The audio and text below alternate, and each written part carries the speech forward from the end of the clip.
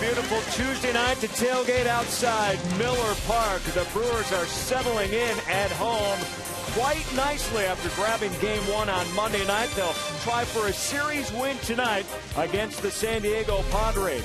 Sean Markham set to oppose Clayton Richard. Sean Markham going for his fourth win, and Richard had some tough luck in his last start. 7 runs, only 1 earned.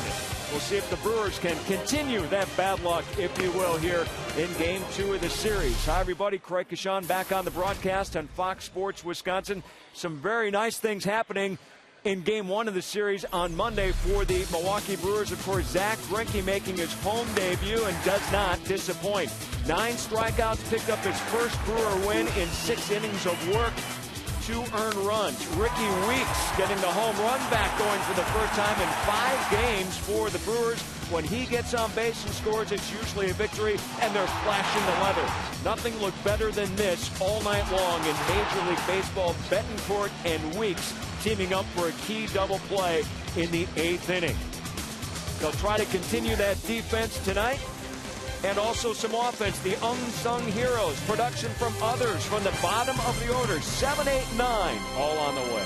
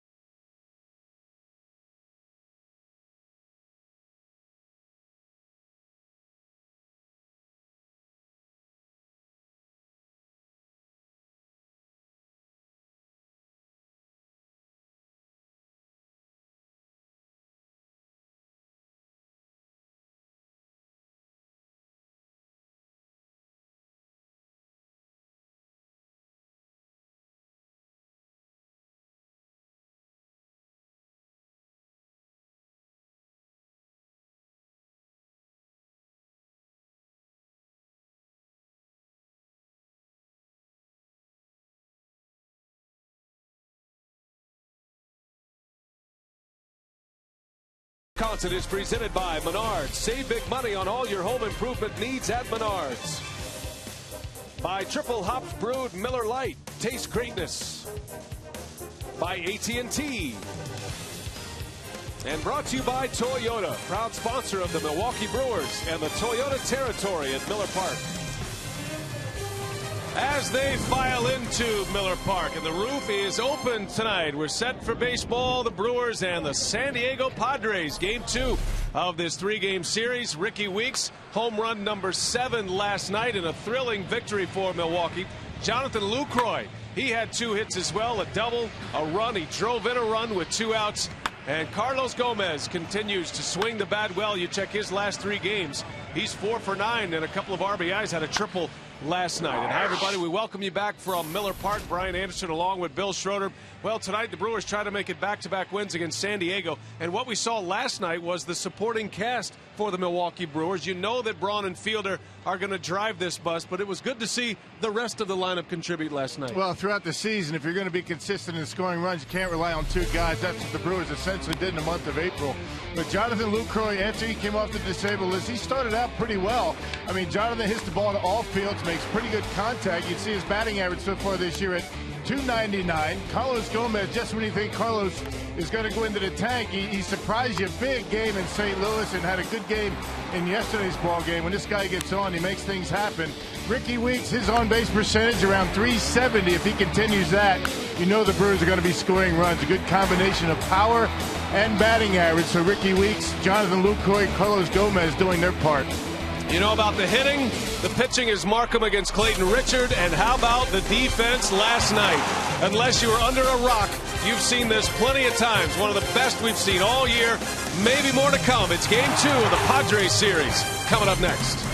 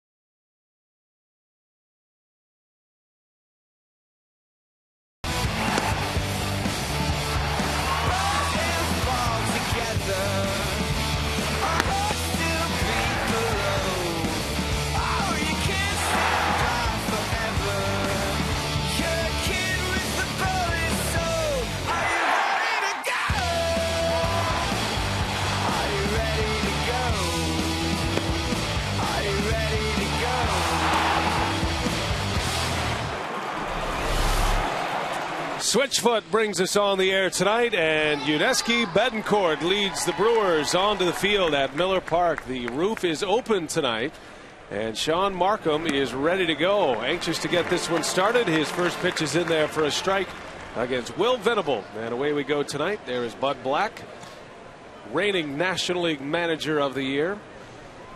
Brewers winning last night by a final score of 4-3 behind Zach Greinke.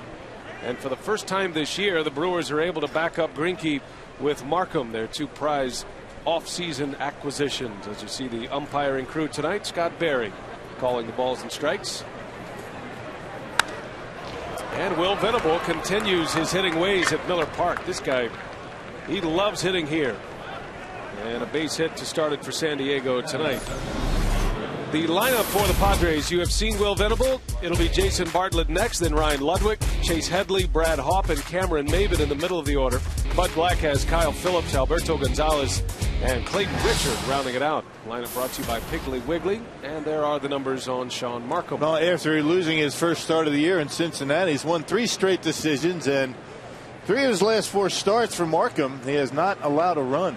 So he has been very good. And the Brewers need him to continue at that pace. See Rick Kranitz, Brewers pitching coach. Loved what he saw last night from Greinke, who looked more like the ace the Brewers acquired than he did his first time out. Understandably so. As Markham deals a strike. Jason Bartlett. He has the most experience against Sean Markham. Bartlett, a former Tampa Bay Ray. 3 for 16 lifetime against Markham. You see overall he's hitting .228. And a breaking ball from Markham. And not too many big averages and run producers right now, at least for the San Diego Padres ball club. They're struggling to score runs, just like the Brewers have been lately. One thing they do very well, though, is steal bases. They lead the National League in stolen bases, so Markham's going to have to be aware of that when these guys are get on first base. Now the Padres with 38 stolen bases. Second in baseball only to the Kansas City Royals. And the leaders in the National League as Bartlett fouls it away. Venable has been their best base stealer at first. He has 10 stolen bases, tied with Orlando Hudson. Padres are without 2 of their starters, Nick Hundley, the catcher, and Orlando Hudson, both out due to injury. So a bit of a makeshift lineup for San Diego, who comes in with a record of 14-21, 6 games back in their division, the National League West. There's a strike called, and Bartlett is down on strikes. And let's check the defense behind Sean Markham. It's Braun, Gomez, and Hart in the outfield. The infield is McGee, Betancourt, Weeks, and Fielder. What a great play last night from Betancourt to Weeks. And the battery is Lucroy, and Sean Markham blames Farm and Fleet defense. And a great play by Betancourt in the 9th. Weeks to Betancourt. A ball that Ricky spiked to second base in the 9th inning. Betancourt picked it and tagged the runner. That was a big play. Here is Ryan Ludwig, and strike 1 to the big slugger, who is off to a rough start for San Diego in his first full season with the Padres. Traded to San Diego last year from the Cardinals. Ludwig hitting just .189. He does have 4 homers and 15 driven in. Yeah, expected to provide a lot of power in the middle of this lineup. Chase Headley, Ludwig, Brad Haupt. This hasn't started that way so far for San Diego.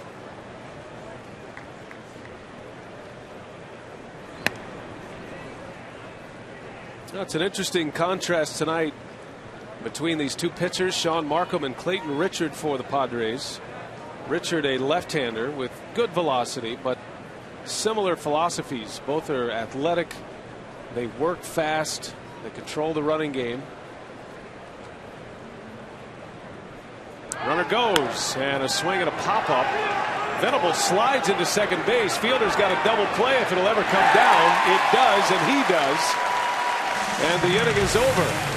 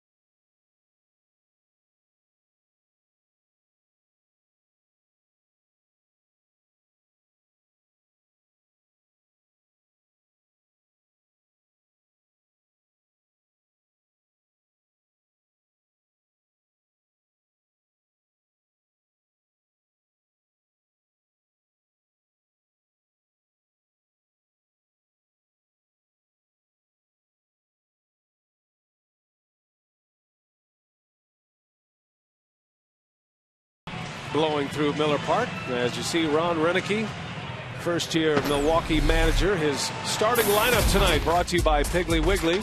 Ricky Weeks, Carlos Gomez, Ryan Braun. The middle of the order is Prince Fielder, Casey McGee, Uneski Betancourt, and Corey Hart, Jonathan Lucroy, and Sean Markham rounded out. Clayton Richard 1-3 so far this year. The .355 earned run average, a bit deceiving. He gave up 6 unearned runs in his last start against the Pirates. The 27-year-old left-hander from Lafayette, Indiana. He was a big part of the Padres' run last year. Just coming up a game short of the postseason last season as Ricky Weeks takes strike one from Richard. .292 average to start today. Weeks with 7 homers, hit his 7th last night, and 12 runs batted in. One thing when you watch Clayton Richard, you'll notice immediately how similar he looks to Mark Buehrle. And he learned a great deal from Buehrle before being traded from the White Sox to the Padres in '09. That was the Jake Peavy deal. I don't think anybody pitches as fast, as quickly as Mark Buehrle, but Richard tries. Yeah, he tries to keep that pace up pretty good. That helps the defense. The 0-2, and Weeks hits one sharply to Bartlett. Nice play to his feet. The throw is in time. Well done, the slick fielding San Diego shortstop. Yeah, good instincts going up the middle and saving Clayton Richard a leadoff base hit. He's got a good arm too over there at shortstop. Doesn't take long for our Home Depot doing more on defense. The first play for the Padres, who have struggled defensively this year, but a dandy at short to start the game. That was their hallmark last year. The Padres, the fewest errors in the National League. They were tied with the Reds for the best defense in the National League, but this year they've committed 23 errors. Interesting that 6 of those errors have come from their pitchers. Gomez down the line, fair ball. Headley with a nice play and a low throw, and Gomez is safe at first. The speed of Gomez forcing Headley to quicken his pace at third base. Yeah, 4th error of the year for Chase Headley, and he knew he had to be quick with a throw with Gomez running down the line. I mean, nobody gets down there any quicker than Carlos Gomez. Able to get into fair territory, and Brad Hawk, a little bit inexperienced at first base. He was a right fielder with the Colorado Rockies. He just missed it. I assume that's going to be on Headley, but that's certainly a ball that Brad Hop's got to be able to handle. Actually, Brad Hop, something happened with his glove. I think his glove might have popped a string or somewhere in the webbing. He just returned to the dugout to get a new glove. So that explains it.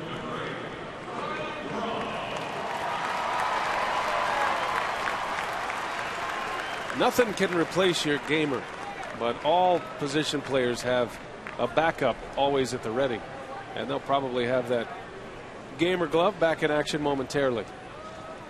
Now a break for the Brewers, an error on Headley, and here is Ryan Braun.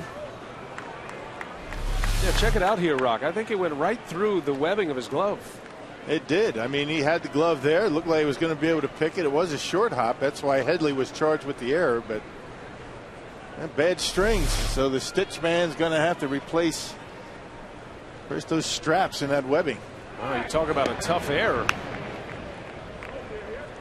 Headley's throw was certainly good enough, and Hop was there to make the play, but it pops the webbing. Maybe that's a sign things are starting to turn around for Milwaukee. Get some breaks. And if you've been watching this team over the last 2 weeks, you're saying it's about time, and you're right.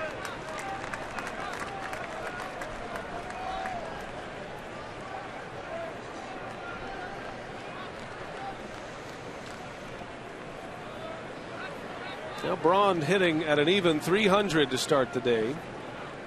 Was 0 for 3 last night. Did have a walk and a stolen base. Braun actually lined out in his final 2 at-bats. So it falls under the he's swinging the bat okay category, even though the numbers don't show it. Dale Swain would tell you that His quality at bats are there. He struggled in St. Louis, just one hit in the Cardinal series. And off to a rough start in the month of May. He was the player of the month in April. A shot right to Gonzalez, and that's going to turn into a 4-6-3 double play. One in the books. We head to the second from Miller Park. The Padres coming up.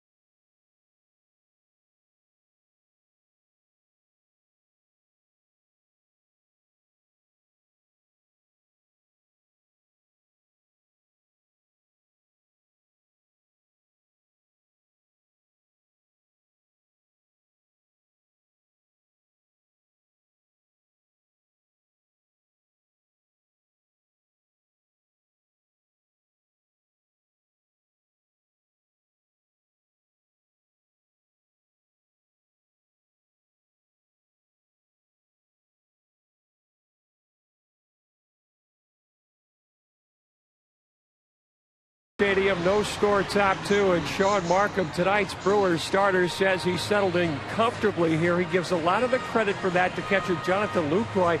Markham says that Lucroy called him as soon as he was traded. Started watching video of Markham and Zach Greinke. Lucroy at 24, becoming a real leader. Guys, it's tough to remember. Luke started last season in Double-A. He is really becoming the man here with these pitchers. Yeah, he certainly takes that job of game calling very seriously. I didn't know that story about Jonathan calling Markham. You know, the veteran coming over from Toronto. There's a bunt, and it's playable for Lucroy. Spins and fires. Nice play by the Brewer catcher, right on cue. Yep, just quick as a cat getting out there. Jonathan able to bounce out there and make the play easily. He continues to learn his trade. Every day after batting practice, you see Jonathan Lucroy, the starting pitcher, and Rick Kranitz going over the scouting reports just to make sure they know that what they want to do to each hitter in the game. Spend so much time on those scouting reports trying to work a pitcher through the game, and then, oh yeah, I got to worry about my at-bats. Which involves a great deal of scouting as well, trying to learn the opponent pitcher. Lucroy's done a good job. He comes with very high reviews from his manager Ron Renicky and his pitching coach Rick Kranitz. Still a ways to go, though. I mean, he is so young and so inexperienced, but this is how you get better, and the fact that he puts in the time. He's usually the first guy at the ballpark every day. He's going to make mistakes, but he works very hard, and that's what Ron Renicky likes. He doesn't mind guys making mistakes, but you want to figure out ways to correct the mistakes, and that's what Jonathan tries to do. Swing and a miss. Markham strikes out Brad Hopp on 3 pitches. 2 outs in the inning. The second strikeout for Markham. And Brad Hopp has been a Brewer killer throughout his career. Had a good day yesterday. Always did well against the Brewers with the Rockies, and there's a changeup off the plate. That is Markham's signature pitch, the changeup, one of the best in baseball. So 2 quick outs, and it's Cameron Maben.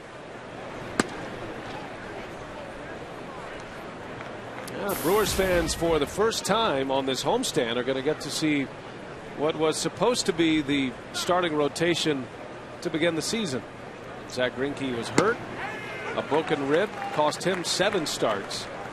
And now that he's back, the rotation is exactly what Ron Renicky and Doug Melvin envisioned when they broke camp this spring. Greinke picking up his first National League win last night. And now the rotation begins with Greinke, then Markham, and then you split the left-handers. Randy Wolf, followed by Giovanni Gallardo, and then Chris Narveson. Yep, Zach Greinke back in the mound on Sunday. The Brewers are going to allow the starters to get that extra day on the off day on Thursday. 1-2. And that one is on the corner. A called strike 3. Sean Markham throwing darts. He's only thrown 3 balls in 2 innings. And he has 3 strikeouts. We head to the bottom of the second.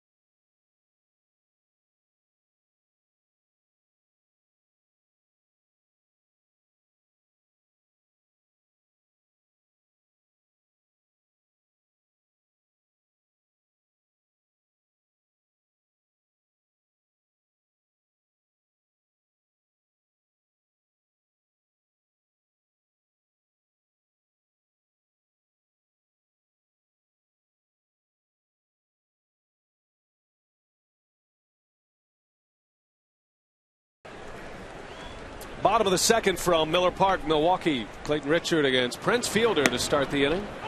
And Fielder takes strike 1. Prince sitting on 199 career homers. Had a hit last night, a double on his birthday. Turned 27 last night.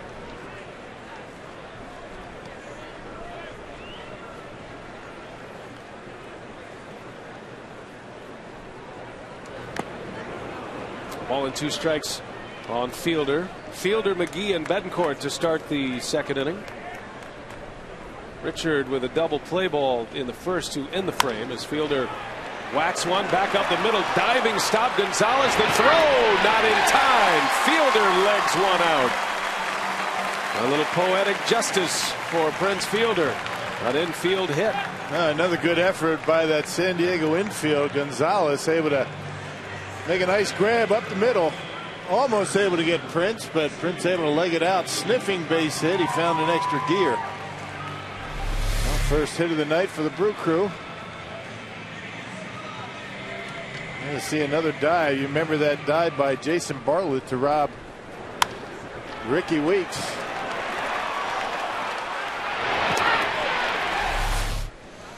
So a base hit to start the inning. Fielder beats one down the line. Now Casey McGee. Well, I hope you had a chance to watch Brewers live pregame show today. One of the funnier moments, Casey McGee, a little ad lib, stepping in to interpret for Yuniesky Betancourt. It was supposed to be Will Nieves, and Will Nieves provided that service for us today. Betancourt understands English, but he's not comfortable yet speaking it on camera. So McGee came over and gave his own version of what Betancourt had to say, even though Casey doesn't speak Spanish. Right. It had nothing to do with what Betancourt was talking about. Casey had his own line prepared. It was a good moment. That was good. Brewers Live pregame show. That's why you don't want to miss the pregame show. And McGee bounces one over past the shortstop Bartlett into left field, a base hit. 2 ground balls with eyes. And 2 on to start the second inning, and here comes Uni Betancourt. And if you missed it, last night, the play of the year so far on May 9th. backhanded flip to Ricky Weeks. And not just for the Brewers, the Player of the Year period in Major League Baseball so far. That was a dandy.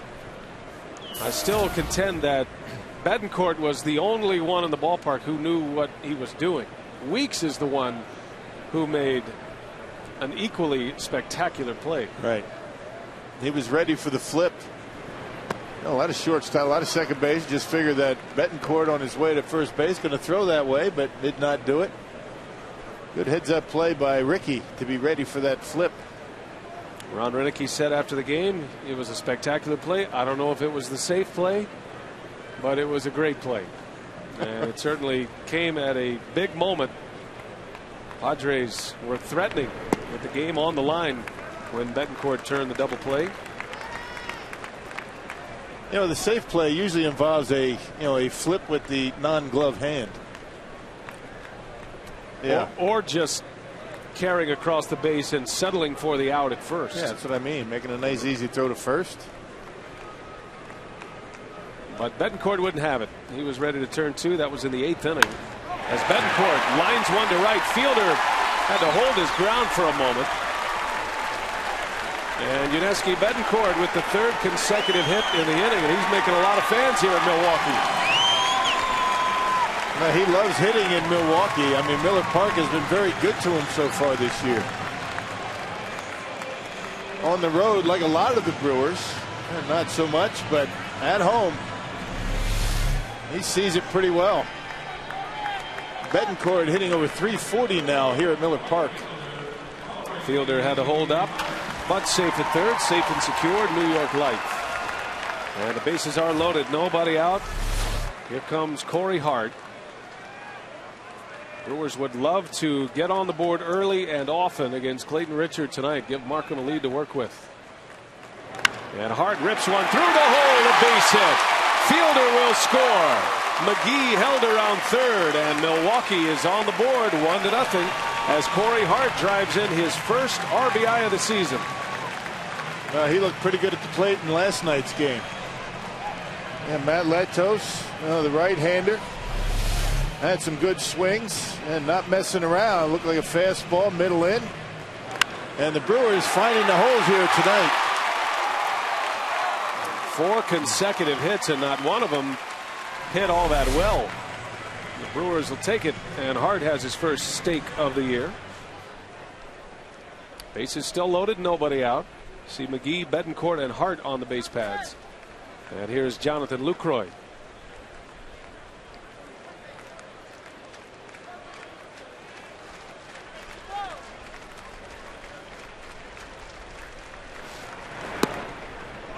Lucroy had a key hit last night. He singled in the second and scored the second Brewers run, and then delivered a big hit with 2 outs in the 6th inning. And it was his RBI double with 2 away. That followed Corey Hart's double. And it gave the Brewers the lead they would need. There's another base hit. McGee in to score. Here comes Betancourt. The throw to the plate cut off. Betancourt scores. Hart on his way to third. He is tagged out. A throw to second. And out at second base. Ends up as a double play, but 2 more runs are in, and now 2 gone in the inning. Well, Jonathan Lucroy making a mistake on the bases. He should have stayed at first. Corey Hart, he got caught halfway between second and third. Betancourt was going to score anyway. A lot of times the trail runner will draw that throw. Corey didn't have to do that. But that play working out for San Diego because Ryan Ludwig hits his cutoff man. If he tries to airmail this to home plate, that play's not going to work. Corey got caught. He got tagged out easily, and Lucroy was an easy out at second. Well, 5 consecutive hits, now 2 outs. Richard still has not retired a Brewer batter yet, but sitting there with 2 outs in the inning.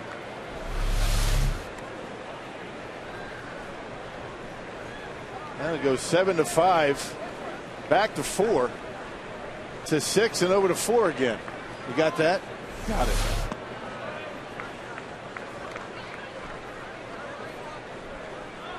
That's the second time that Lucroy has been involved in a tricky decision by a base runner, but it's ended up as a double play twice.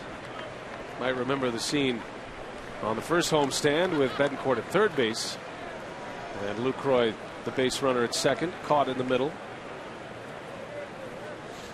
So Markham bats with 2 away.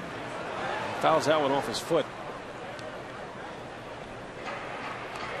Once the out was recorded at third base, you stop with all the numbers and you start over. So I think that was 7-5 to 4-6 to get Corey Hart, right? And then a 6-4 put out to get Jonathan at second base. And credit Lucroy with 2 RBIs on the single. 2-2 to Markham. And down he goes. Strike 3. Inning is over, but the Brewers score 3 runs on 5 hits.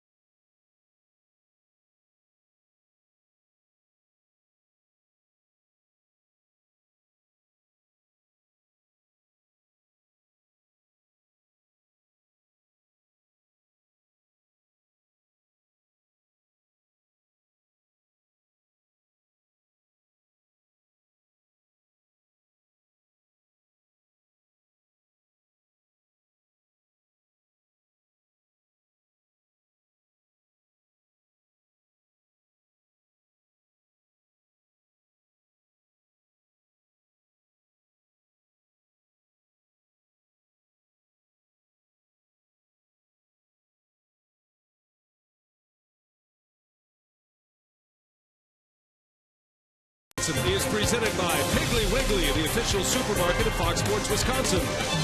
By Ho-Chunk Gaming Wisconsin, your ticket to more. And by Subway. Try our $5 featured footlong of the month. Subway, where winners eat.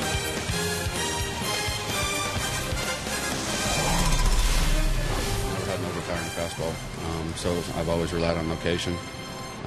Just something that I guess was God-given, because you know, I feel like from the day that I was born, the day that I started playing baseball, I was able to just go out and throw the ball where I wanted. So for me, it's just all about location and changing speeds and keeping the hitters off balance. The words of Sean Markham about what he has to do to be effective as a big league pitcher, and he has been a very effective big league pitcher in his career. Had a setback in 2009, the Tommy John ligament replacement surgery in the elbow. But he came back strong last year for Toronto. Sean Markham's career earned run average is .372. He was with the Blue Jays from 2005 through 2010, now in his first year as a Brewer. Milwaukee traded away their top prospect for Markham, Brett Laurie, who is now playing third base in the Blue Jays system. He's in AAA and he's swinging the bat very well, according to reports. And John Farrell, the manager of the Blue Jays, was saying the other day, I had a chance to visit with him in Boston. He said, I like Laurie a lot. I wanted to bring him to the big leagues to start the year, but they felt like they needed to, just maybe see how Encarnacion would do at third. But Laurie is a big part of the Blue Jays' plans. Little bouncer, Betancourt makes a play over the bag, and the first out of the third inning. Kyle Phillips retired. Well, the Brewers will gladly give up Brett Laurie for a guy like Sean Markham to make starts like the ones he's been able to put together so far from Milwaukee. Toronto perhaps looking to the future. The Brewers want to win right now, and Sean Markham's certainly been able to provide some good starts. Alberto Gonzalez for San Diego. Well, we'll have Doug Melvin on next inning, and we'll certainly ask him, but I don't think either trade is made if Greinke and Markham don't have the extra year under the club option. As Gonzalez sends one out to Corey Hart for out number 2. So what that means is the Brewers have Markham. They make the trade, and they give up all these prospects, which ends up being 5 prospects. And Markham and Greinke will be available this year, and they'll be under Brewers contract next season as well. That's a full season, much different than the CC Sabathia trade of 08. Well, you get him a half a year. As good as Sabathia was, and probably put together one of the best runs by a pitcher in recent memory in those final 2.5 months. Look at the starting rotation right now, Bill, and you could see the Brewers start to put something together because of their talent on the mound. That's where the game is won, especially this year when it looks like it's another year of the pitcher. Yep, and one of the big surprises, that guy on the right, Chris Narvison's put together some pretty good starts. Randy Wolf has been throwing well, roughed up a bit in his last start. 1 through 5, the Brewers look pretty good. And the way Marco Estrada was able to fill in for Greinke, that was impressive as well. 2-2 the count on Clayton Richard, the Padres pitcher. Down he goes. Markham just slicing and dicing. He's faced the minimum, has 4 strikeouts. Top of the order coming up.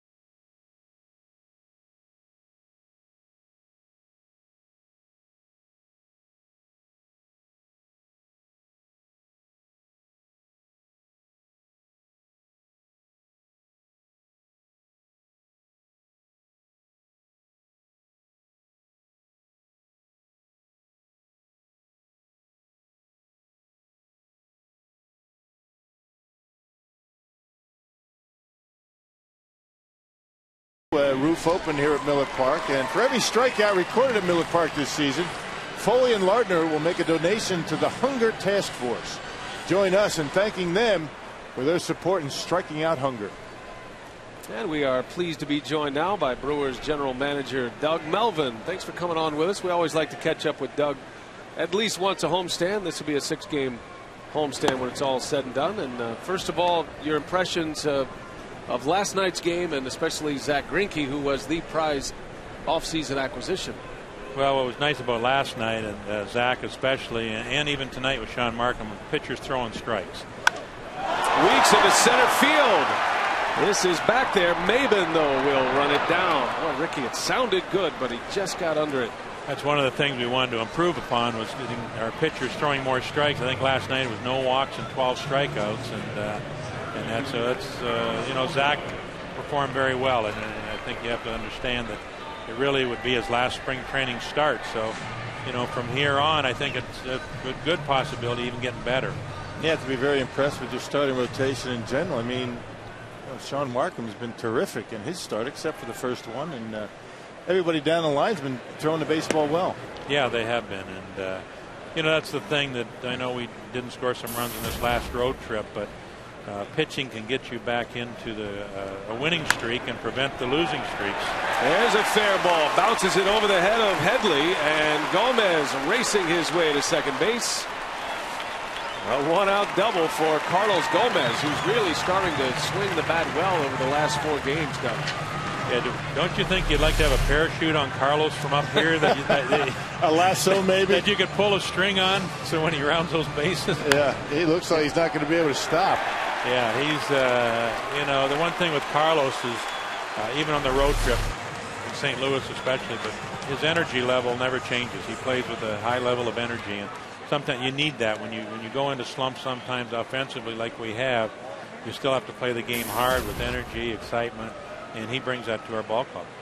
You know, I know there's, you know, everybody was talking about the road trip and scoring runs. I mean, how do you try and put your finger on this team of all teams having such a tough time putting runs on the board? Well, it's tough. You know, you really can't do much as a general manager other than support the guys and make sure that they continue to work at it. And I know Dale Swaim works as hard as anybody as a hitting coach.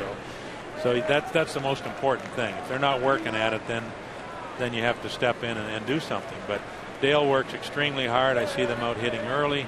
The players, I know that it bothers them when they're not hitting. And the other part, we have faced some very good quality pitching. The Atlanta Braves are the best pitching in the National League right now, and we've played them in 8 games already this year.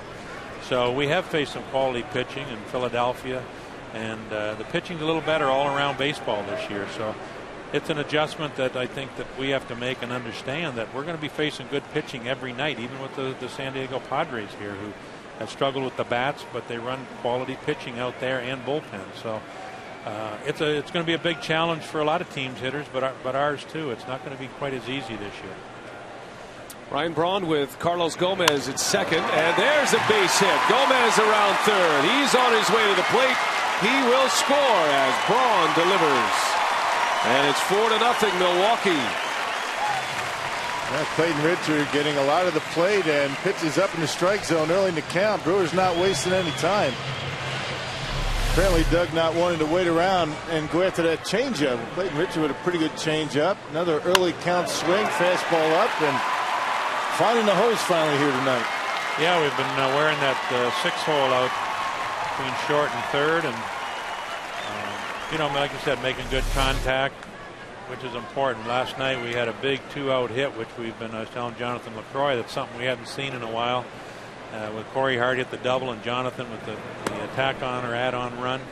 Very important when you're playing close games. We played a lot of close games this year, and you know, it may not change. It may be that way. So we got to play good fundamental baseball. Well, three for three with runners in scoring position already tonight. That's got to make you feel good. Yeah, I think we only had two or three hits all road trip with runners in scoring position. So this is good, and you're doing it against good pitching, so maybe their confidence will come back. And we like to hit in this ballpark too. It's another part of it that I'm a big believer in, ballpark effects and comforts of certain ballparks, and we love to hit here at home. Well, the Brewers are going to be home 14 of the next 18 here, and that'll be a big stretch. You see the highest home batting averages across baseball. The Brewers are at the top at .298 team batting average. That's a team batting average. Best in the major leagues, even ahead of Cleveland, who's out to such a great start.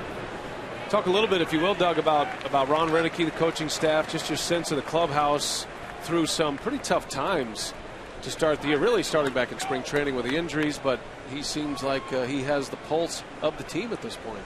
Well, Ron, they meet every day in spring training. They had meetings, and they very good quality meetings, getting to know each other. I know when they go over the advanced reports here, they'll finish off with a meeting. I asked Ron the other day, trying to get a pulse of the club. You're always concerned. You got to make sure guys don't hang their heads. He said everybody seemed to be okay. You know, that the fact that they aren't losing their confidence. They feel they're a talented team. They feel there's talent here. You know, we got a lot of new players. I think going back from our 2008 when we went to postseason, I believe there's only 7 players left from 2008. That's only not even 3 full years ago.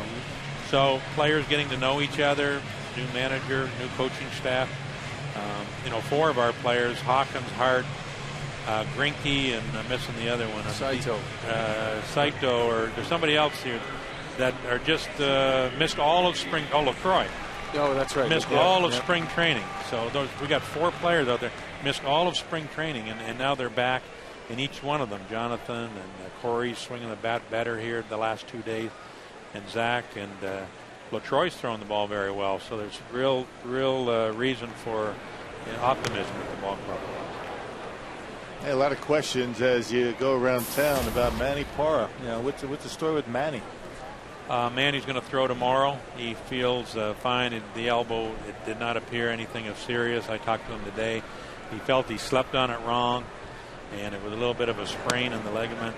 But you know, it shouldn't take him too much longer. He'll have a couple sides. We'll probably have to send him out and pitch in some games again, and then he should be back. I talked to Zach Braddock today. Zach's feeling much better. We'll maybe try to get him out on some rehab assignment. He's throwing. The one thing with Zach, he's able to throw, perform physically. So he's not going to be someone that has to wait and start into the initial part of a throwing program to get back and healthy. So he's feeling pretty good. I had a good conversation with him today. So as the season goes on, we get healthier. We're thankful that there's 162 games in a baseball season. Yeah, plenty on that calendar for sure. The schedule has a lot to offer and a lot of time left, and the Brewers are hoping this is the beginning of something good here in their home park as McGee fouls one away. What can you tell us about the minor leagues right now? Nashville, Huntsville going down through the line, and what are you seeing from your minor league system at this point, Doug? Well, we're struggling at Nashville. Gordash is in there, and it's gone into Nashville for the next 4 days, and they got off to a good start. I think they started out 4-0 or 5-0, but they've been pretty inconsistent recently. Matt Gamble's swinging the bat very well, but they've lost games. Our starting pitching was good there. Wild pitch, and both runners will advance. And then the bullpen had some slip-ups, lost the last 4 games late. So, and I know it's tough at AAA. It's probably the toughest place because. And we've messed with their club a little bit too. We're through the injuries. We send guys on rehab. We bring them back. It's hard for Don Money and the coaching staff to get any consistency. When we play with our roster up here, then we're really tampering with theirs too. So it makes it difficult. But Huntsville's playing fairly well. John Curtis, our pitching coach, said Willie Peralta's got the best arm in the Southern League, and that's very encouraging. We saw him in spring training. Omari Rivas has pitched well at Nashville. Yesterday he had a bad game. It's his first bad game. Gamble's swinging the bat well, so it's early there. We're hoping for some better things from the minor leagues. Over at Appleton, we're getting some very good pitching. Tyler Thornburg, Austin Ross. Hey, that's a fair ball. McGee goes down the line. Braun is in. Here comes Fielder, and he will score. McGee just serves one like a tennis backhand down the right field line for 2 RBIs. A big league at bat by Casey McGee. I'll tell you, that wasn't even a strike, I don't think. Clayton Kershaw having all kinds of problems right now. Well, the Brewers singling the San Diego Padres to death. Brewers haven't hit up too many home runs lately, but look at Casey. That pitch about 3 inches off the outside corner, and able to reach it, get on top of it, and that ball about 6 inches right inside that first baseline. With 2 big RBIs with the infield drawn in. Casey may be one of the better hitters on the team that can go to right field when he tells himself he can do that. He does it very well. 16 RBIs for McGee now. He has 2 hits in this game. 6-0 Milwaukee. As Betancourt chops one over to Headley to second for 1. The turn is in time for the out. Doug, always great to visit with you. Thanks for all that you offer, and thanks for the updates on the minor leagues as well. Thank you, guys. All right, that's Doug Melvin, Brewers general manager. Every time he comes up here, the Brewers have a big inning. They should keep coming back.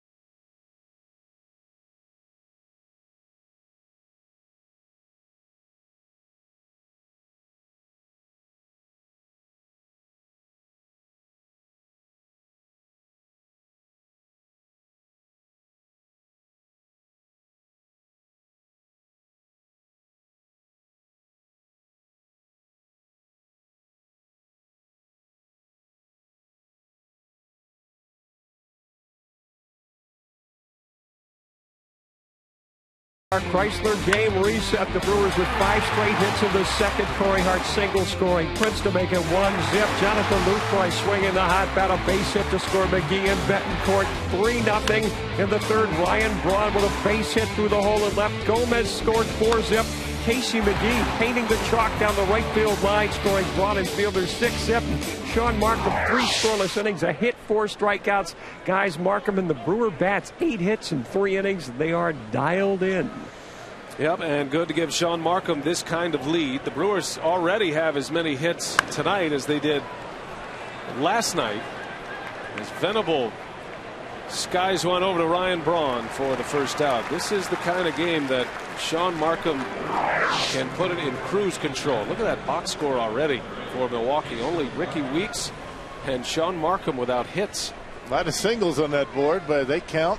Boy, runners in scoring position for the Brew Crew pretty good. 4 for 4. Does it get much better than that? That RBIs tonight from Corey Hart, Jonathan Lucroy, Ryan Braun, and Casey McGee.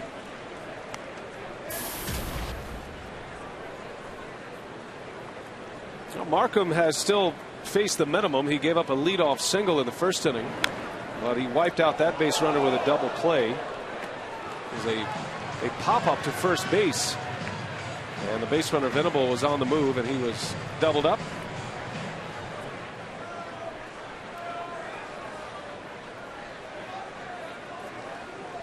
Markham struck out Jason Bartlett his last time up. Got him looking, and he gets him looking again. Sean Markham on 3 pitches punches out Jason Bartlett. 2 outs.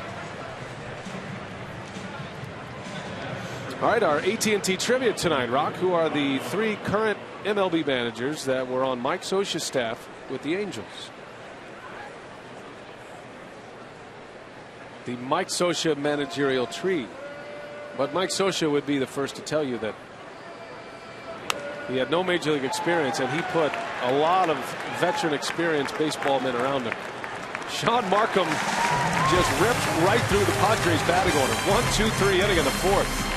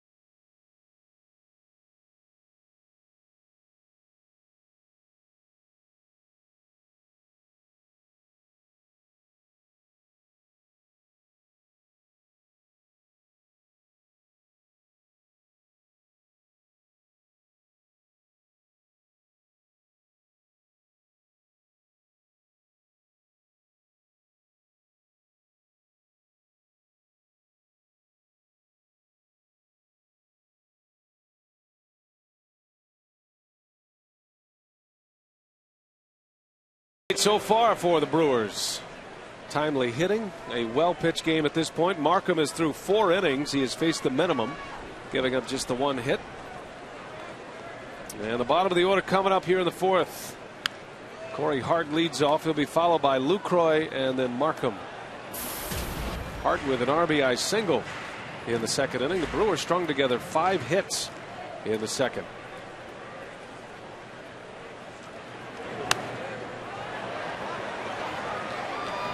Clayton Richard has to be wondering how the Brewers are finding so many holes right now. Hit them where they ain't. That's what my grandpop used to tell me. That's a good call. Yeah. And that's what the Brewers have done. Now the Brewers have 8 hits.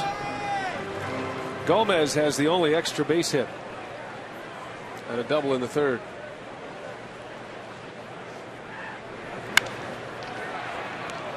Jason Bartlett and a low throw and hop off the bag. Corey Hart safe at first.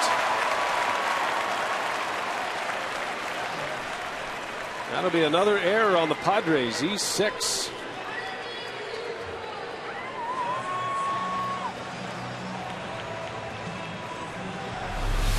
Well, a rare error by Jason Bartlett. He's about as slick a fielder as it gets. Just not able to keep his foot on the bag. Brad Hopp. Yeah, Hopp moves around there pretty good. It's the first year that he's played first base in the big leagues, and it looks like the Brewers got a break. He looked out. Yep, he sure did. John Hirschbeck is the crew chief. Called him safe.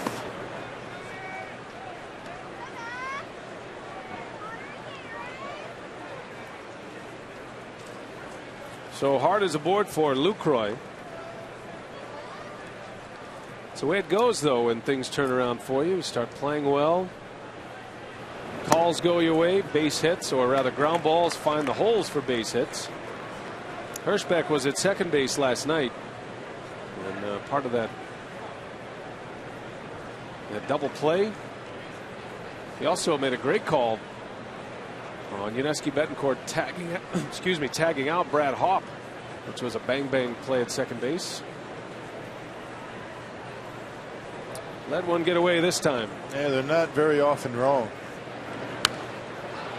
Bases, sometimes they can be tough calls over there, but more times than not, umpires are right on it. We have the benefit of super slow motion Fox mode. They don't. Well, they might as the years move on here. There's been so much discussion about implementing more replay. Right now, the only play that can be reviewed are boundary calls with batted balls over the wall. Home runs, foul balls over the walls or not. I hope they don't expand that replay. I think the day's coming, old timer. Yeah, I just don't. I'm not into that. I like the boundary calls. I think that that's a good way to do it. Well, if you talk to umpires, the current umpires, you won't get much from them, but retired umpires, for the most part, say they would like some kind of support via replay, especially in the postseason when you have all of the extra camera angles. Lucroy hammers one deep into the gap in left center. That's going to go to the wall. Corey Hart will score easily as Lucroy will settle for a double and an RBI. 7-0 Milwaukee. Man, Clayton Richard is really getting hammered here tonight. 9 hits, 7 runs on the board, and it's been a long time since the Brewers have had 7 runs in a game, and we're only in the 4th inning. Well, fastball right down the middle. It was down in the zone, but splits home plate in half. And all the way into the corner out there, Corey Hart with his good speed able to come around to score from first base. Everything going right for the Brewers tonight. You got to go all the way back to the 22nd of April to find the last offensive outburst like this. Milwaukee scored 14 runs against Houston that day. That was game 19 of the season, April 22nd. Here we are on May 10th. You knew it would come around at some point. This is too good of a lineup to be held in check. 7-game losing streak on the road. Brewers scored just 17 runs in 10 games on the recent road trip. Markham gets a bunt down, and the only play is first base. Sacrifice bunt for Sean Markham, and we have a chance to check in with Mark Buchanan.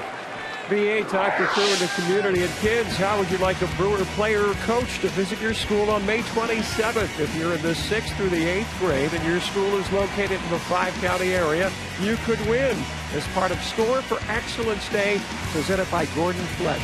Have your parents visit brewers.com/score for more information. a little big league show and tell. How cool would that be? It is a great event, and we've been lucky enough to be a part of it the last few years. A captivated audience when the players show up. Still the all-time greatest player appearance at the SCORE event, at least in my mind, is Trevor Hoffman. Yeah. Who is now working as a consultant for the San Diego Padres. I was with Trevor on that particular trip. That was something. Yeah, he's something else. He gets it. Always did. We'll probably see Trevor when the team goes to San Diego next week. Weeks takes a strike from Richard. 1 ball, 1 strike. Say hello to Trevor. He checked in last week. Says he picks up the broadcast every now and then. There's his brother Glenn, third base coach of the Padres. Glenn's been in baseball a long, long time. He's a good coach. Yeah, former manager of the Dodgers. There's a base hit.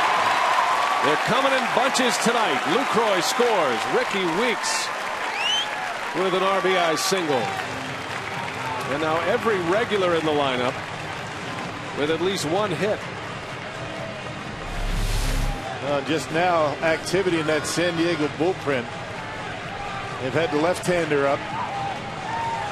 Infield drawn in, and a line drive into center field. A rough night at the office for Clayton Richard.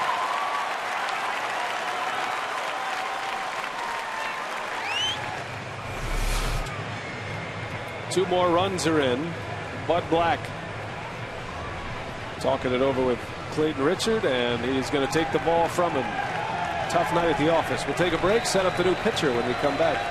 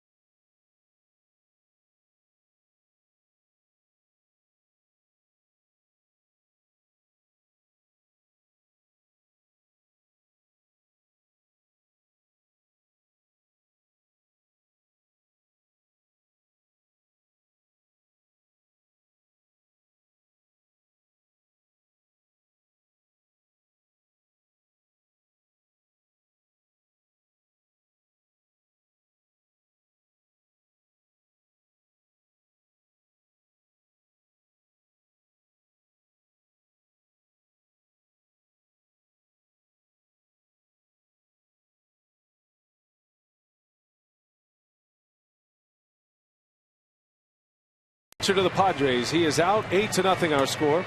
And a quick reminder that you can click on the Fan Zone tab on the FoxSportsWisconsin.com homepage to win prizes in the new Fox Sports Wisconsin Fan Zone. From team merchandise, game tickets, unique fan experiences, tech toys, and more. And if you're not a member, join right now. It's fast and free, it's easy, and it's all at the Fan Zone tab on FoxSportsWisconsin.com.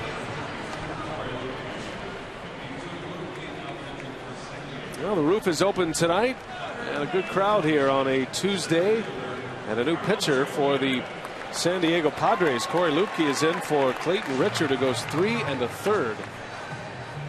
Hasn't a lot of run in his last 8 outings. That spans 10 2/3 innings.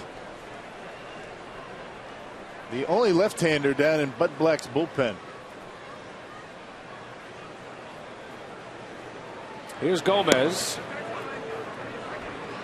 Carlos doubled his last time up, reached on an error in the first inning. Doubled and scored in the third.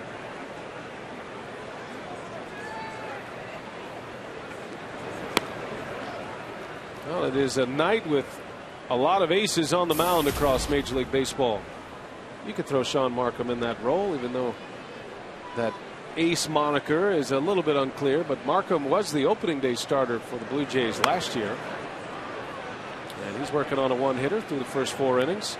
Great matchup in Miami tonight. The Phillies and the Marlins. Josh Johnson for the Marlins against Roy Halladay for the Phillies. Remember, Halladay threw a perfect game against Florida last year. Yeah, Josh Johnson got roughed up his last time out. There's a bouncer. Great play. Headley. Throw to second for the out. Weeks never saw it.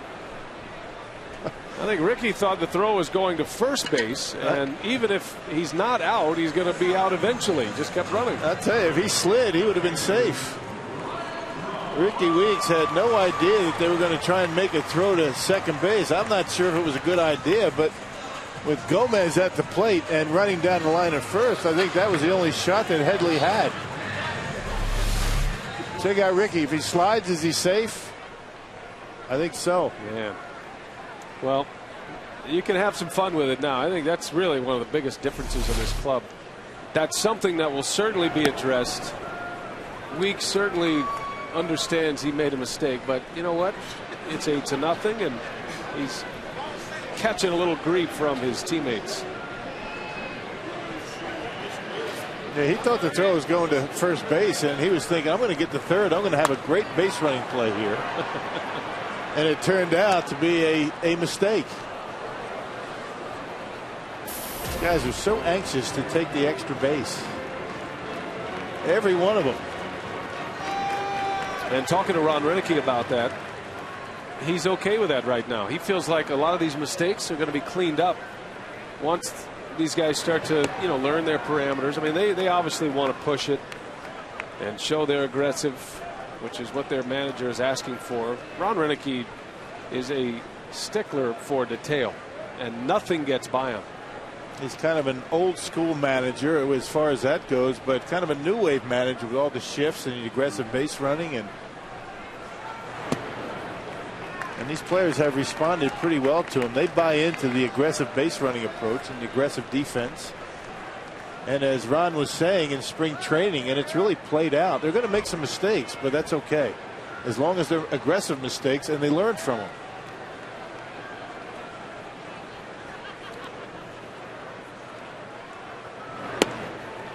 That one is down and out. Braun draws a walk. Well, it's been a bunch of singles tonight for Milwaukee, but the Powerball home run leaderboard still has Braun at the top with 10 home runs. Fielder and Weeks with 7. Weeks hit his 7th last night. And Brewer is 5th in the National League in home runs. Arizona Diamondbacks, they've been hitting the home runs this year. Yeah, Fielder takes a ball. Yeah, the Brewers are going to get their home runs. That's what they do. Diamondbacks in Cincinnati. 1-2 in the National League. Cincinnati actually on top. 2 on, 2 out for Prince. Bouncing ball towards second. Gonzalez makes a play. And the side retired. The Brewers get 2 more. 8-0 Milwaukee.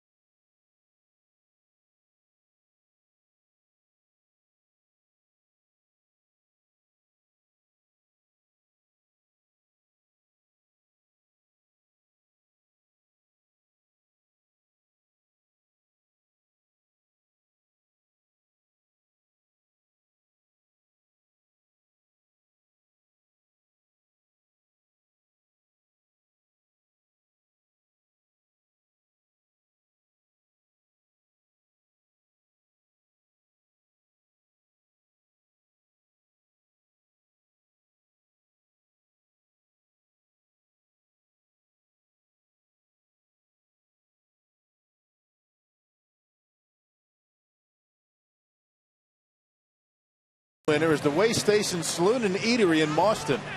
If they call the Brewers in the next 24 hours, they get 40 tickets to the Miller Lite Beer Pen to a Brewers home game this year. This offer courtesy of the Tavern League of Wisconsin and Miller Lite. 8-0 Milwaukee. Sean Markham working on a one-hitter at this point. Drops a changeup in there on Chase Headley. Markham gave up a single to start it. Will Venable, first batter of the ball game, single to center field, and Padres have nothing since. Markham ended up with a double play in the first inning. It was a pop-up with Venable running and an easy double play to end the inning. So Sean Markham has still faced the minimum.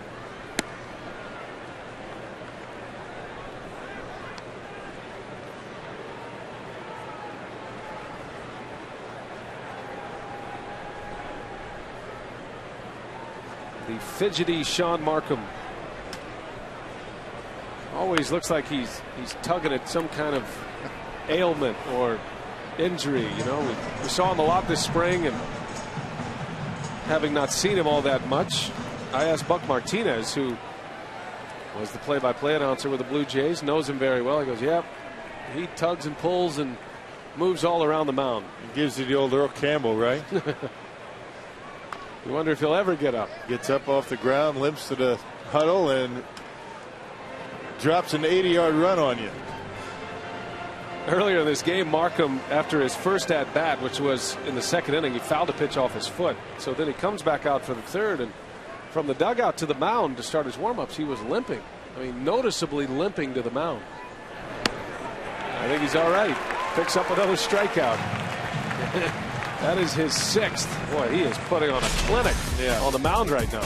Yeah, he has faced the minimum. He gave up a base hit. The first batter of the game, that was Will Venerable. And since then, no walks, 6 strikeouts. Has not allowed a base runner. The Brewers have staked him to an 8-0 lead, but you'd never know it the way he continues to pound the strike zone. One gone for Brad Hawpe. Fly ball left field. Braun on the run. And he's got it for the out. Markham coming off a 6-pitch 4th inning. 2 quick outs here in the 5th.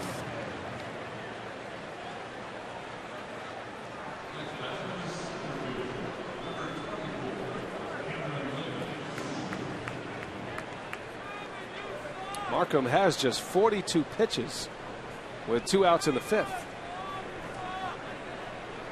And he's only thrown 10 pitches out of the strike zone, making 11 now. Command is the key, and that's what Doug Melvin was talking about. The command of Markham and Greinke. And the ability to throw off speed pitches when he's down in the count. One of the rare 2-0 counts that Markham has had to deal with tonight.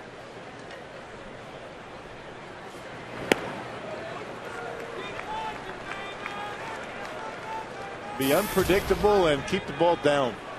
That's the recipe for success with Sean Markham.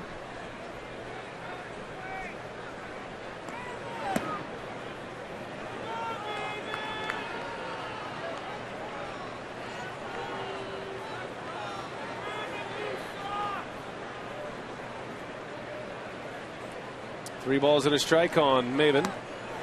And it goes to 3-2. That changeup, 3-1 changeup, up 8-0. That's how much confidence that he has with that pitch. He can throw it for a strike whenever he wants.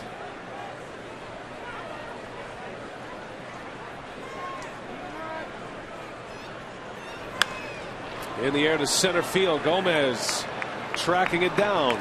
Another 3-up, 3-down inning for Sean Markham. He has 6 strikeouts, working on a one-hitter through 5 innings.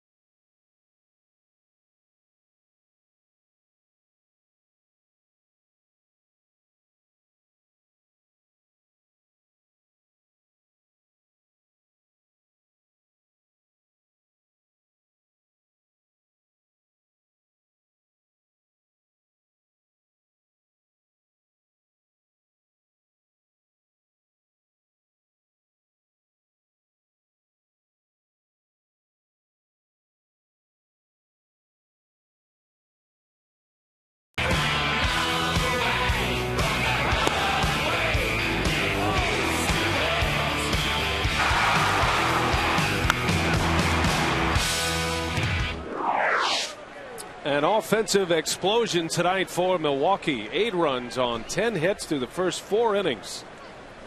8-0 as we go to the bottom of the 5th. Casey McGee will bat, 2 for 2 tonight.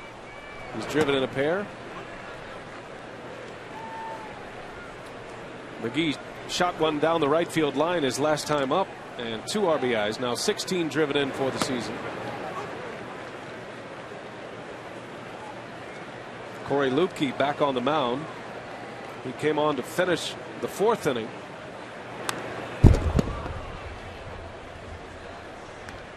Final game of the series tomorrow. The Brewers will send up Randy Wolf tomorrow against Tim Stauffer. This is Bartlett, long throw across the diamond in time to get McGee 1 away. Back to our AT&T trivia. Our question tonight: who are the 3 current MLB managers that were on Mike Scioscia's staff with the Angels? Joe Madden, Bud Black, and Ron Renicky. And there is a picture of the 2002 world champion Anaheim Angels. And there's Renicky on the right. Joe Madden next to Scioscia. Bud Black. Bud Black was the pitching coach on that team. Renicky was the 3rd base coach that year. Bud Black, the pitching coach. Madden was the bench coach. And Ron Renicky would like to continue the trend. Joe Madden, the American League Manager of the Year with the Tampa Bay Rays. Bud Black won the Manager of the Year last year in the National League.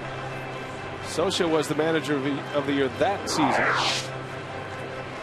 And you know, Renicky would love to be next. That is a pretty good managerial tree coming off Mike Scioscia.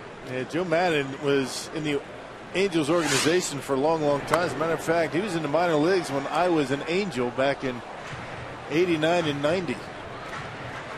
So Joe Madden certainly put in his time. Bud Black, I faced him when he was a member of the Kansas City Royals and Cleveland Indians. Didn't know too much about Ron Renicky. As Betancourt strikes out for out number 2. Until now. We'll make it up for lost time. Joe Madden and the Tampa Bay Rays will come to town this year in interleague play. Tampa Bay has had quite a comeback. They were 0-6 to start the year. They are now 20-14, 6 games over 500. They've won 4 in a row. 20-8 since that start. Not bad. That's how fast it can happen. And the Rays are coming in. The Brewers have a very tough interleague schedule this year. I mean, their schedule is tough to begin with, especially with the start of the season, the 3 city road trips, so many road games early. And that's going to be a 3-up, 3-down inning for Corey Lupke.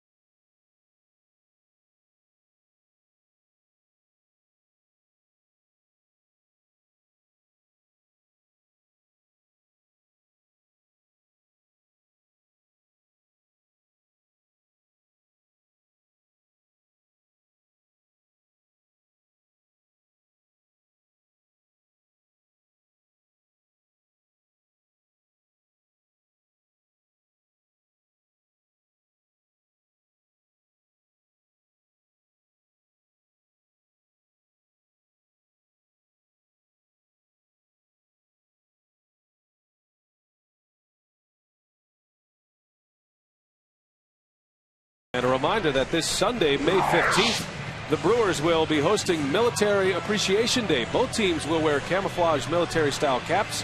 A mass introduction ceremony will take place on the field prior to the game. Military parties interested in taking part Sunday should contact the USO of Wisconsin. Plus, for every Sunday home game this season, the Brewers offer 2 free terrace-level tickets to active and retired military personnel. For more information on all of this, visit Brewers.com. And we are very much looking forward to Military Appreciation Day on Sunday. And Zach Greinke will be on the mound for Milwaukee that day. That's a good thing that the Brewers are going to start to do and offer discounts to our military personnel and families. I mean, the families go through quite a bit as well, not just the soldiers. The whole family serving their country. Absolutely. Padres were the first to recognize the military with their uniforms. You know, they've been doing it for a number of years, and it is such a popular day on Sundays. A little flare by Phillips, and that is going to fall. A fair ball, base hit. Phillips on his way to second, and he'll make it with a double.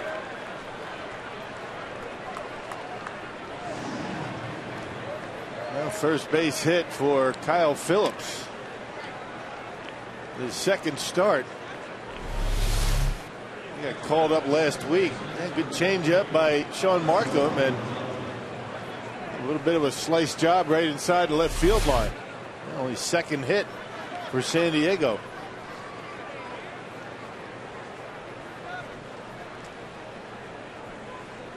San Diego with a single, the first batter of the game, Will Venable. That's been it until this double by Phillips. And here is Alberto Gonzalez. And the Padres break out the camouflage jerseys, uniforms, every Sunday home game. Such a great military presence. We love going to San Diego. We're headed there next week because there are so many Wisconsinites serving in the military. Weeks knocks it down. And a throw to third. That's a smart play by Ricky Weeks. He saves a run. But an infield hit for Alberto Gonzalez. Great effort by the Brewers second baseman. Yep, saving a run for now. And had Phillips rounded that bag a little bit too far, he would have been an out at third base. Boy, max effort for Ricky Weeks. Well, you're told a man at second, less than 2 outs. You want to dive and try and keep that ball in the infield. And that's what he did. Well, and you know, Sean Markham appreciates that, even in an 8-0 game. Weeks typically only knows one speed. Now, Bud Black is going to send up Lukey to hit here, needing the innings more than he needs the runs at this point. Interesting decision. Lukey coming off a 3-up, 3-down 5th inning. He's gone an inning and 2/3, and obviously Bud Black needs him to go 1 or 2 more. Perhaps thinking about his bullpen for tomorrow. Yep, day game tomorrow, and that short turnaround. Latos was not able to get out of the 6th inning last night, so another short start by his starting rotation. You don't want to tax that bullpen too much. Former Padre Randy Wolf gets a call tomorrow.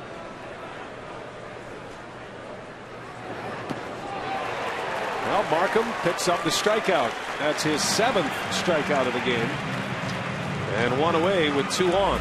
Yeah, fans, vote for your favorite Brewers for the 2011 All-Star team, and you'll be eligible to win great prizes, including a night in Ryan Braun's suite with a visit from Ryan himself. For details, visit Brewers.com/All-Star. Vote early, vote often, and most importantly, vote Brewers.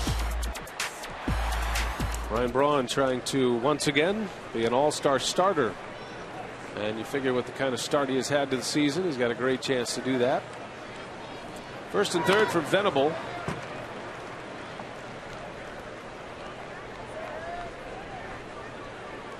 Markham has racked up 7 strikeouts. His career high for strikeouts is 11. And on 3 occasions in his major league career, he has had 10 or more strikeouts. Looks like he's on his way there tonight.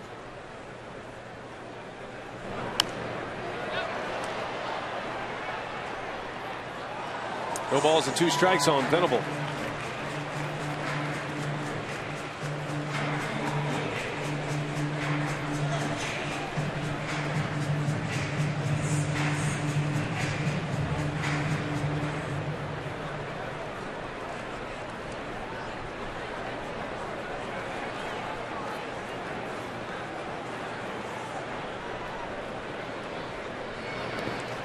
Down in the dirt. Good play back there from Lucroy. Well, Markham is fun to watch. He certainly has to be fun to catch. Lucroy was all smiles last night after catching Zach Greinke. He was actually laughing during his post-game interviews. He was just thinking about where he is now at 24 years of age, getting the opportunity to catch a former Cy Young Award winner, Zach Greinke.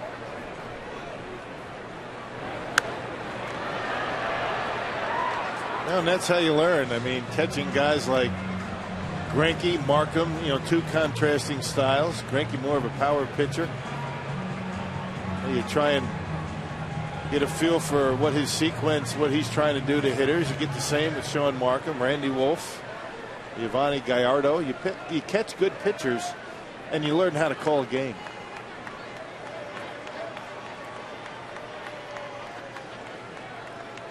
One ball, 2 strikes on Venable. Just missed. Boy, not by much. Well, the only reason Venable takes that pitch because he's looking away for something off speed. Completely surprised him inside, and it looked like it was off the inside corner.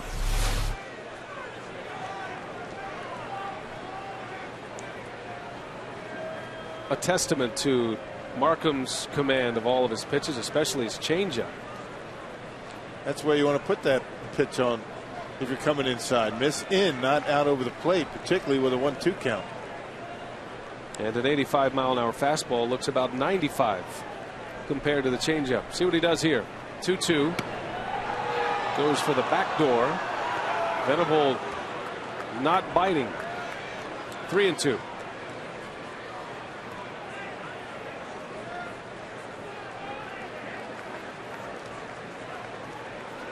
First and third for the Padres, their first real threat to score against Markham. First time they've had a base runner in scoring position tonight. Got him. Changeup. Markham strikes him out. Number 8 for Sean Markham. That changeup on the 3-2 count. We saw that earlier on last inning. And that one nowhere close to the strike zone. Let's check out the grips for Sean Markham. There you see the changeup bottom right. You know, he throws that circle changeup.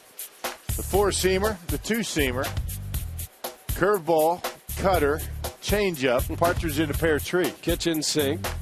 The changeup grip is the one that is a particular interest because there are not many that throw it that way with both fingers, the 2 middle fingers squeezed together like that in between the rails of the laces, and it's one of the reasons why Markham's able to get such downward bite. We were in Atlanta last week, and I was talking to Tom Glavine, who was doing the Braves telecast. Now, Glavine had one of the great changeups of all time, and Glavine said he threw it that way, but you don't see a lot of pitchers who are able to put the grip on the baseball that way with the 2 fingers together in the middle. You got the 2 fingers that are tight along those seams, and that chokes off the speed a little bit more. Kind of a cross between a circle change and a straight change. Markham, one of those pitchers that can make his changeup go 2 different ways, depending on which one of those 2 fingers on the rails that he puts more pressure on. It's fascinating to hear him talk about it, and he has taught that changeup grip to Brandon Kinsler, who has now developed a very good changeup.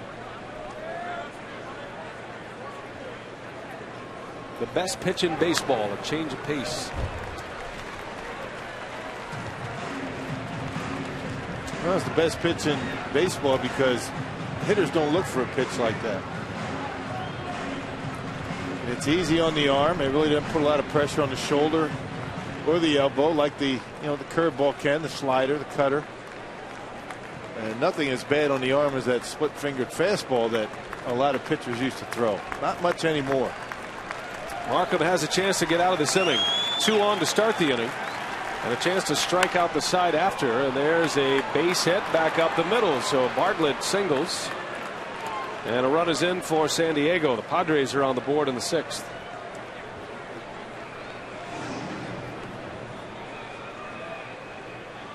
RBI single from Jason Bartlett. Man tried to come inside. He left it out over the plate with a fastball. That's a rare miss. Bad location for Markham on a 1-2 count. And that's what happens when you miss your spots and you're not overpowering. You give up base hits, but he hasn't missed his spot very often tonight. Well, now it's Ryan Ludwig, 0 for 2. And 2 outs in the air.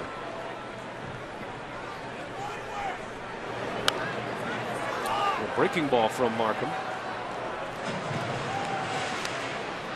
That was the pitch right there that he had such good command of in Houston.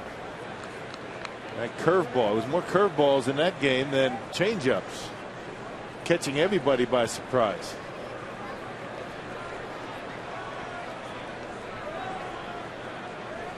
Markham went 7 shutout against the Astros 2 starts ago. His last start against Atlanta. 7 innings, just 1 run.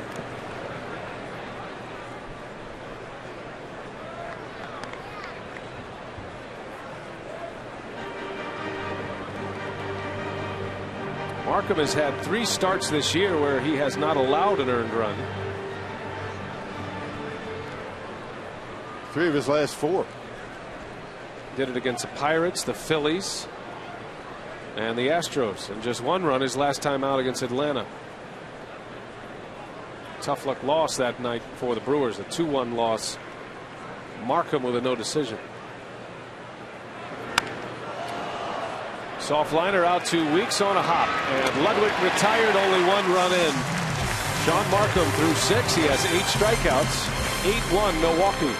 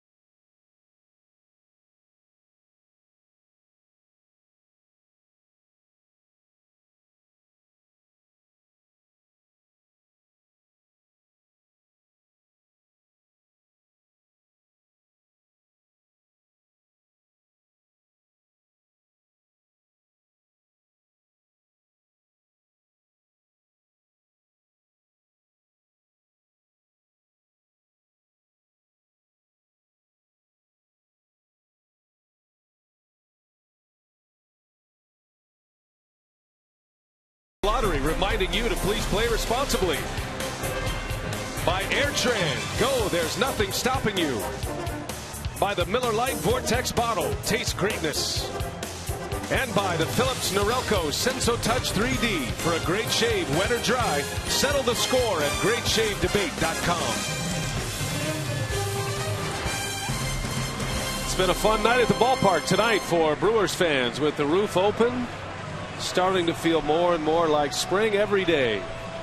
8-1 our score. Milwaukee with a 3-run second, added 3 more in the 3rd and 2 in the 4th, and they pounded out 10 hits tonight. Clayton Richard started for the Padres, went 3 1/3 innings.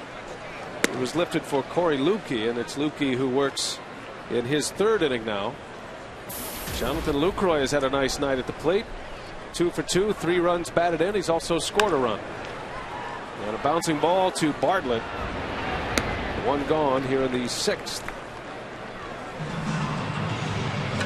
And Lupke's done a nice job keeping the Brewers off the board. He's retired 5 straight.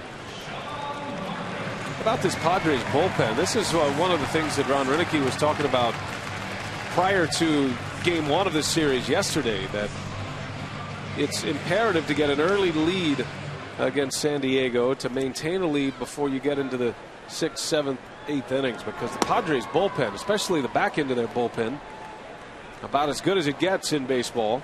You got some mid-90s guys coming out of the bullpen. Former Brewer Mike Adams.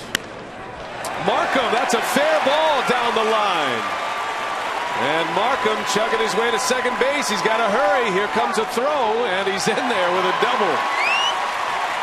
Sean Markham with his 3rd hit. He's doing it all tonight. Well, a sacrifice bunt in the 4th, and now a double in the 6th. Markham having fun in the National League this year. Yeah, down and in, dropping the head of the bat on it. Getting involved in the hit parade. Now everybody in the starting lineup with a base hit.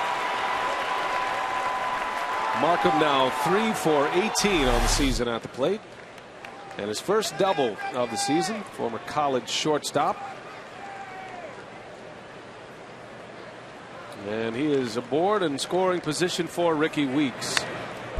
And a good cut. Well, yesterday, Ricky Weeks, his 7th home run from the leadoff spot. Powerball home run count. Weeks drove in 2 with 2 hits yesterday. And a 4-3 Milwaukee win. And another hit tonight for Weeks. 1 for 3 at the plate. Current batting average of .293 for Weeks. Yep, and more importantly, the on-base percentage pretty good for Ricky once again, around 360, 370.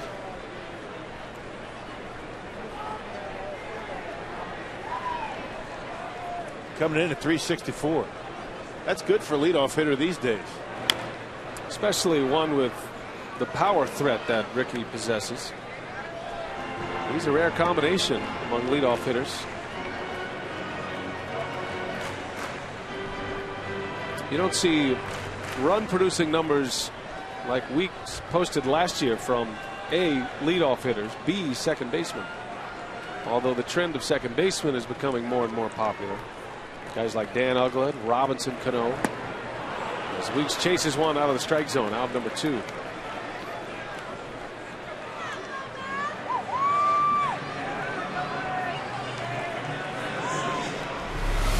That fastball out of the strike zone this time, and maybe not. Looked like it was a little higher up first time I saw it, but it's still up. Probably not a strike. Carlos Gomez now. He's been on base all 3 times tonight. Has a double, a fielder's choice. He reached on an error. Doubled and scored in the 3rd inning. And it had Doug Mel a little bit nervous when he cruised into second base with that double. Didn't think he was going to stop. Ron Gardenhire used to say when he was managing Gomez with the Twins, he wished he could have a remote control net that he could drop down on Gomez when he was starting to act like he was going to take an extra base when he shouldn't.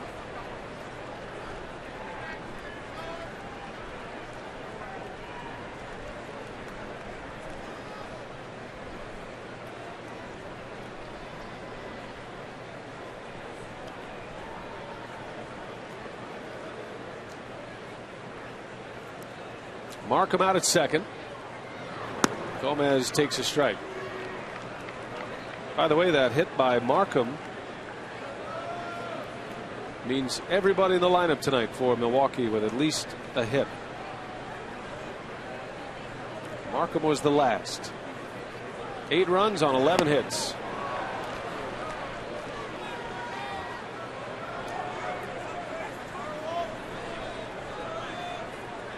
Gomez tripled last night was 1 for 4. He's had a couple of triples in his last 4 games.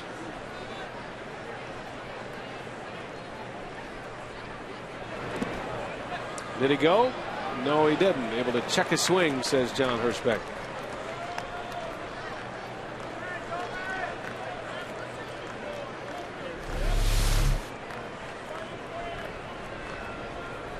And a good call.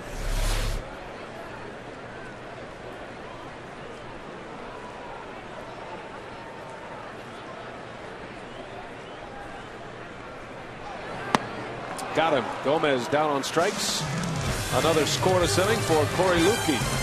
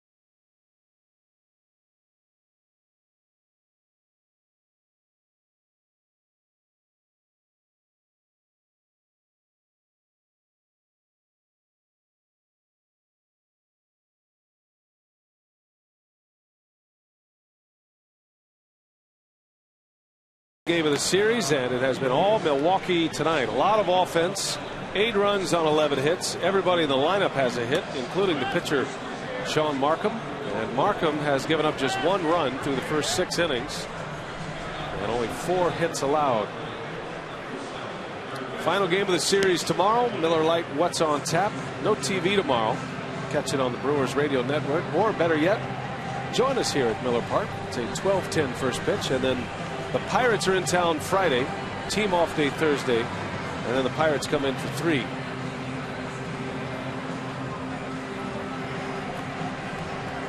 Crowd of over 22,000 on hand tonight on a Tuesday night at Miller Park.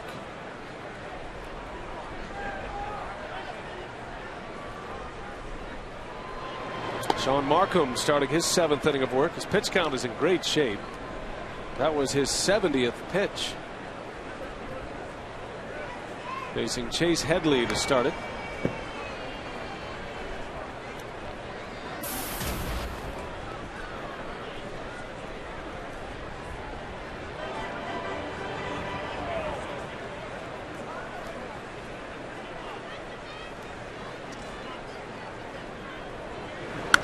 And Headley beats the shift, bangs one right through it. And a base hit for Chase Headley. It's only the 5th hit for San Diego. How about our Carsoup.com email the booth question? Derek in Beldenville wants to know, has any team in the National League Central really established who they are this season? That is a good question, because you hear a lot about finding your identity at some point. I think the Cardinals are pretty close to their identity. I mean, they've been swinging the bats a lot better, I think, than most people thought. Matt Holliday and Lance Berkman, I think, has been a huge surprise in the National League. The Cardinals off to a good start. Cincinnati. How about the Pirates? Yeah. Pirates over 500. They'll be in here Friday night. Cardinals lead the Cubs tonight 3-2. Chris Carpenter is up against Carlos Zambrano. That game's in the 7th inning now. At Wrigley, 3-2 St. Louis. It's a little bit too early to say that one team has an identity of X. You know, I think you get into about mid-June and all of a sudden you know what you have.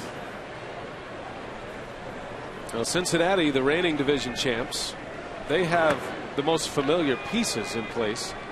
A lot of injuries, though. They have lost Scott Rowland. That's a significant injury that the return is not yet clear on when or if that might happen. They did get Johnny Cueto back, and he pitched very well Sunday in his return against Chicago as Hawk goes down in a heap. Fouls that one right off his leg.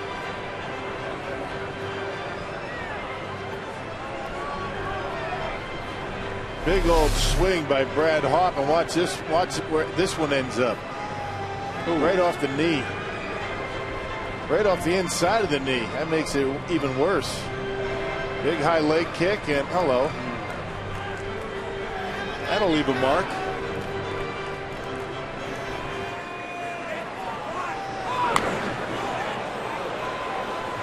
Yeah, Hawk down, and it looks like he'll be able to stay in the game. His manager out to check on him. Markham has to be maddening for a hitter. I mean, there's so much to deal with Sean Markham. He's never in the same place. He moves it around. Pitchers call it rocking the boat. Yep, never the same pitch, the same spot, same speed. High, low, inside, outside. Rips, base hit. And Hawk with back-to-back hits now. The Padres. Hawk his first hit of the game. Padres starting to get better swings at that Sean Markham changeup. There's Crystal. She's working hard. Crystal Stevens, our audio technician, and it's her birthday today. Right. We had to catch her in action. She's always working, so it's hard to find her in a quiet moment. Hello, Crystal. She's never had a bad day, I don't think. At least she doesn't, give off the, vibes that she's had a bad day. Always a smile on her face. She, takes good care of Davey and Craig down there on the set. It's a lot of work. Yes, it is. Especially Craig. Very high maintenance. Yes. Nah, he's easy. Of course we're kidding. So happy birthday, Crystal. And we always love to acknowledge our great crew here. Crystal also is very good at decorating our booth. We show up and there's always new things on the wall, and he's, kind of making it feel like home here. Brings food in from home from time to time. She does. She makes a mean salsa. Right. A lot of garlic. Texas girl, Rob. That's good. There's a strike. Texas is big on garlic too, amongst other things. Salsa. Oh. Everything's bigger. Oh. Texas.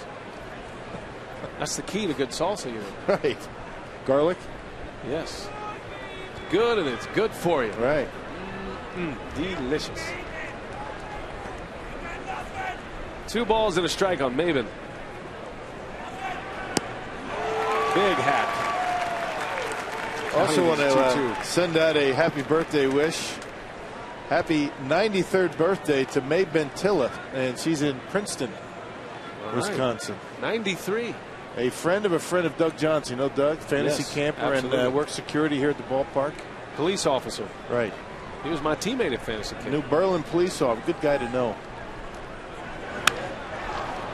That is off the glove of Betancourt into left field, a base hit.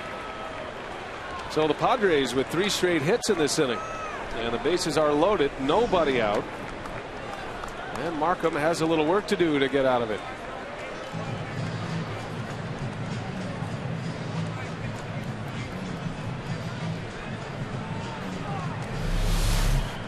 And check out Maven pulling those hands in. Actually takes the top hand off the bat, trying to pull those hands in, get the barrel of the bat on it, and just out of the reach of Betancourt at short. Something cooking here with the Padres in the 7th. Markham could use a strikeout. He has 8 strikeouts tonight. His career best is 11. Bottom of the order now. It's Kyle Phillips batting in the 7 hole. He doubled and scored the only Padres run in the 6th.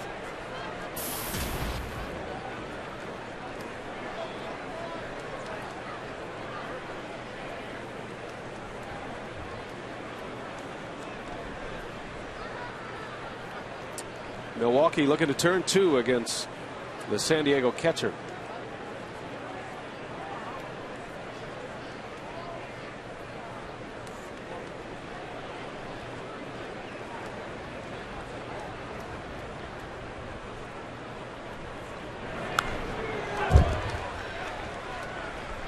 Oh, and 2 on Phillips. Now Padres with 3 hits in the 6th inning, scoring their first run, and already 3 hits in the 7th. Headley, Hopp, and Maben on the bags. And still only 85 pitches for Sean Markham as we play in the 7th inning.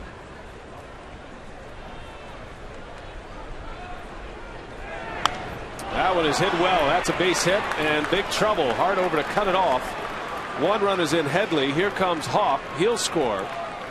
And the Padres are chipping away. Yes, they are. 8-3 Milwaukee. Still nobody out. 4 straight hits. That last 2 innings, 7 base hits off of Sean Markham. 7 of the 8 base hits that they've been able to get. That 3rd time through has not been very kind to Sean. Up a 2-strike base hit. And once again trying to get that fastball inside, leaves it out over the plate, and a Padre hitter able to get a pretty good swing at it. Most of the base hits for the Padres have come on the fastball inside.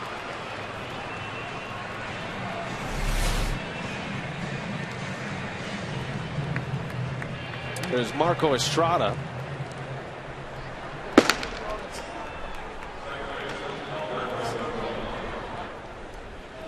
Estrada out of the starting rotation with Zach Greinke returning. 2 on, nobody out. And these hits are coming with 2 strikes against Sean Markham.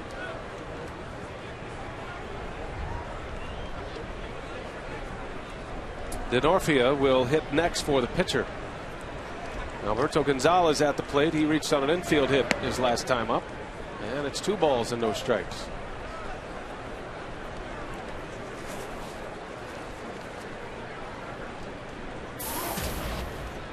Brewers need an out.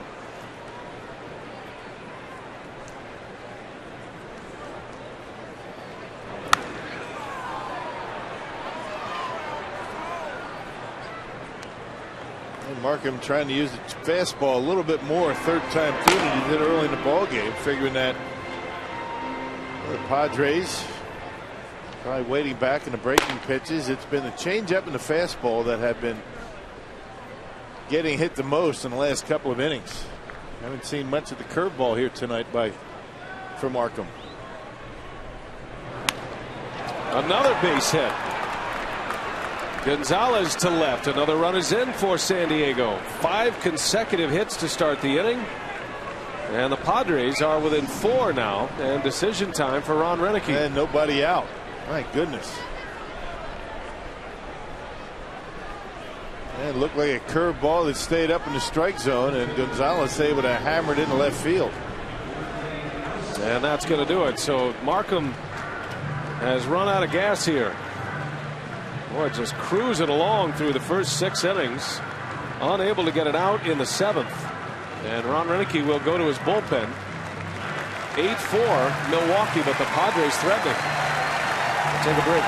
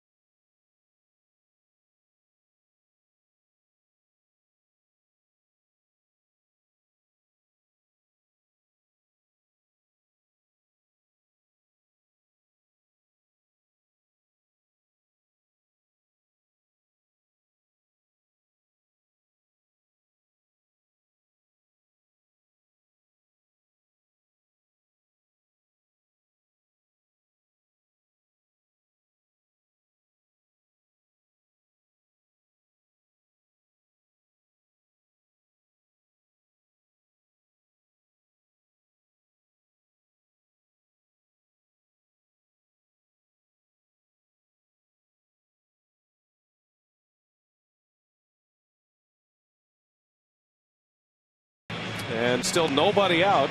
And a reminder that Fox Sports Wisconsin Outdoors showcases the ultimate in outdoor programming.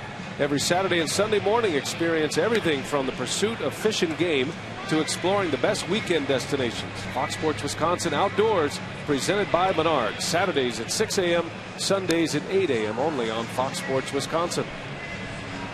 Marco Estrada in this game a lot earlier than maybe even he thought he would be, as Markham unable to get an out in the 7th inning.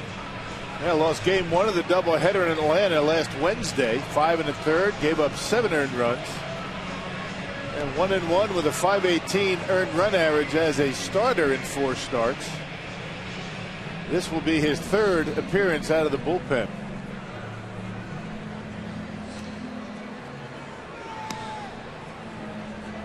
And Sean Markham, a frustrating end to what was a terrific start. 4 runs in at this point, 2 that are on that are his responsibility. 8 strikeouts for Markham.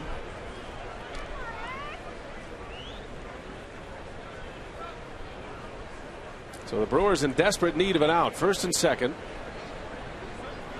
Padres suddenly with 9 hits. And the pinch hitter is Chris Denorfia, who has been one of the best pinch hitters in the league this year, hitting .357 off the bench.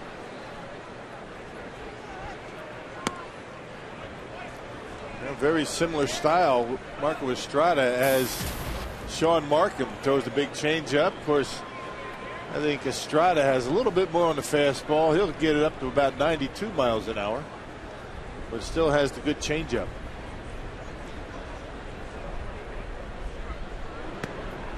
There's a breaking ball strike from Estrada.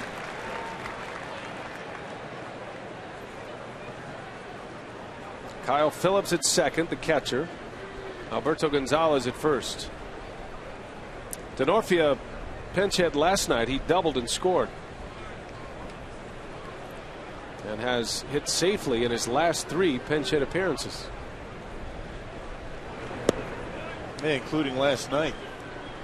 Got a pinch hit. That was against Cameron Lowe. Pinch hit double, wasn't it? That was. He scored the run during the amazing double play that was turned Betancourt to Weeks.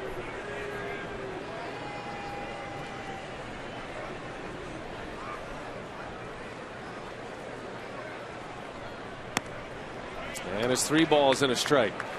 Well, you don't like where this inning is trending right now. Bottom of the order doing the damage, and now another pitch out of the strike zone. You got the top of the order coming up. Denorfia has 2 homers this year.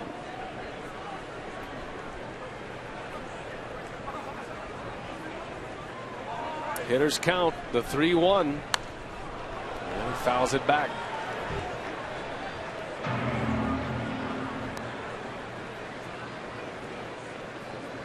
That's the example we were talking about. You know, Marco Estrada's fastball will fool you.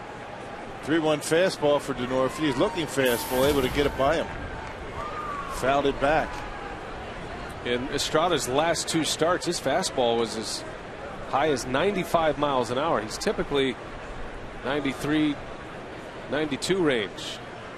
There's a bouncing ball. A chance for 2 here. Betancourt to Weeks. And the throw to first in time. That is big right there. Estrada peels off 2 with 1 swing of the bat. 6-4-3 it goes. Yep, went with an off-speed pitch, and Denorfia out in front tried to pull it. And more times than not, this is what happens. You try and pull a pitch away. An easy double play. Ricky hanging in there, and a good throw over to Prince. Boy, the Brewers needed that. So 2 outs. Phillips advances to third, and back to the top of the order in Will Venable.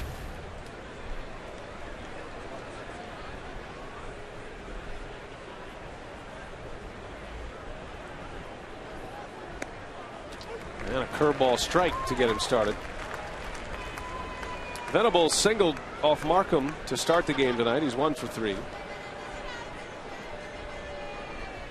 Has posted big numbers at Miller Park. Loves hitting here. He's hit safely in 8 of his last 11 at this ballpark. And it's for a pretty high average as well. He's up over .340 during that stretch. A couple of home runs. He's tripled. A dead low ball hitter, like a lot of left-handed hitters. He has a tough time with any kind of speed up around the belt. 0-2. Estrada trying to get out of a mess. And that skips away from Lucroy. Another run is in for San Diego. That'll be a wild pitch. And it is 8-5 Milwaukee. A mess of an inning. Now that's one that Jonathan will tell you that he's got to block. A 2-strike curveball in the dirt. That's where you want it. It's not able to slide over enough. He got a piece of it, but not enough. So the base is empty. That run will belong to Markham. You can close the book on Sean Markham now. Venable reaches out, serves one, right field. And it's going to be Gomez to cut across to make the catch. The inning is over. It was a messy one. San Diego scores 4, and it's 8-5. New ball game.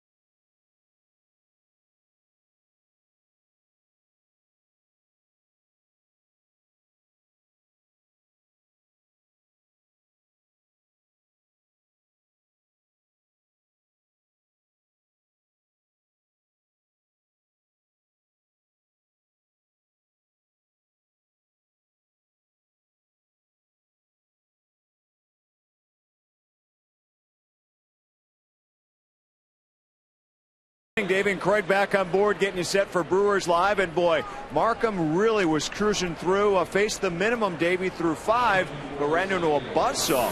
Well, you know what? I think what happened was that he was cruising. That 6th and 7th inning looked like he started to labor a little bit, and San Diego made some adjustments. Sometimes, you know, when you have a big lead like that, you know, sometimes it's tough to pitch. All right, 89 pitches for Markham, 89 pitches last night for Greinke. Brewers still in great position to grab a lead right here. Davey and I will have a full post-game reaction, get inside the clubhouse as well, all coming up with Ron Reineke and so forth, plus our instructional. Looking forward to it in just a few minutes after the ball game, guys. All right, Craig, Davey, thank you. We head to the home 7th. And the Brewers trying to answer the Padres' 4-run 7th.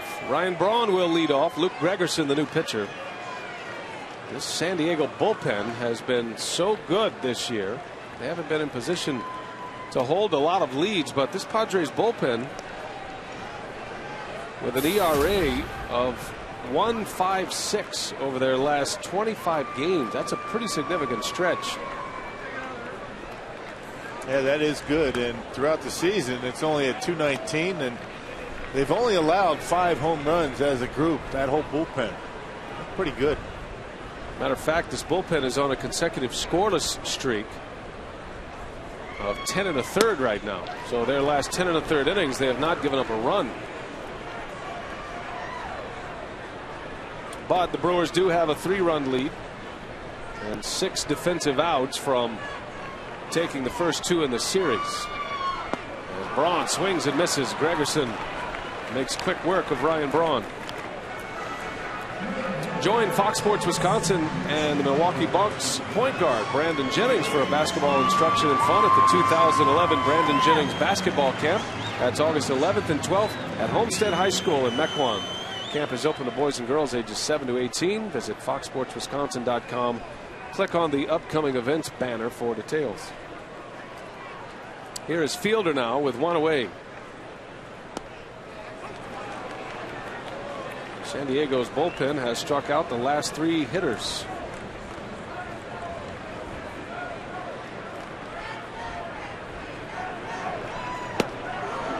0-2. And he's got a great slider. You remember him from last year. Gregerson appeared in 80 games last year. His first year was 09. He's appeared in 169 games before tonight, 170 including tonight. That's a lot of work. Such a winning combination for Bud Black last year. And the reason why the Padres won 90 games and took the Giants right to the final day of the season. The last 3 lines of defense for Bud Black, with Gregerson in the 7th, Mike Adams in the 8th, and one of the best closers in the business, Heath Bell, working the 9th. That's why you don't want to be trailing the Padres late in games.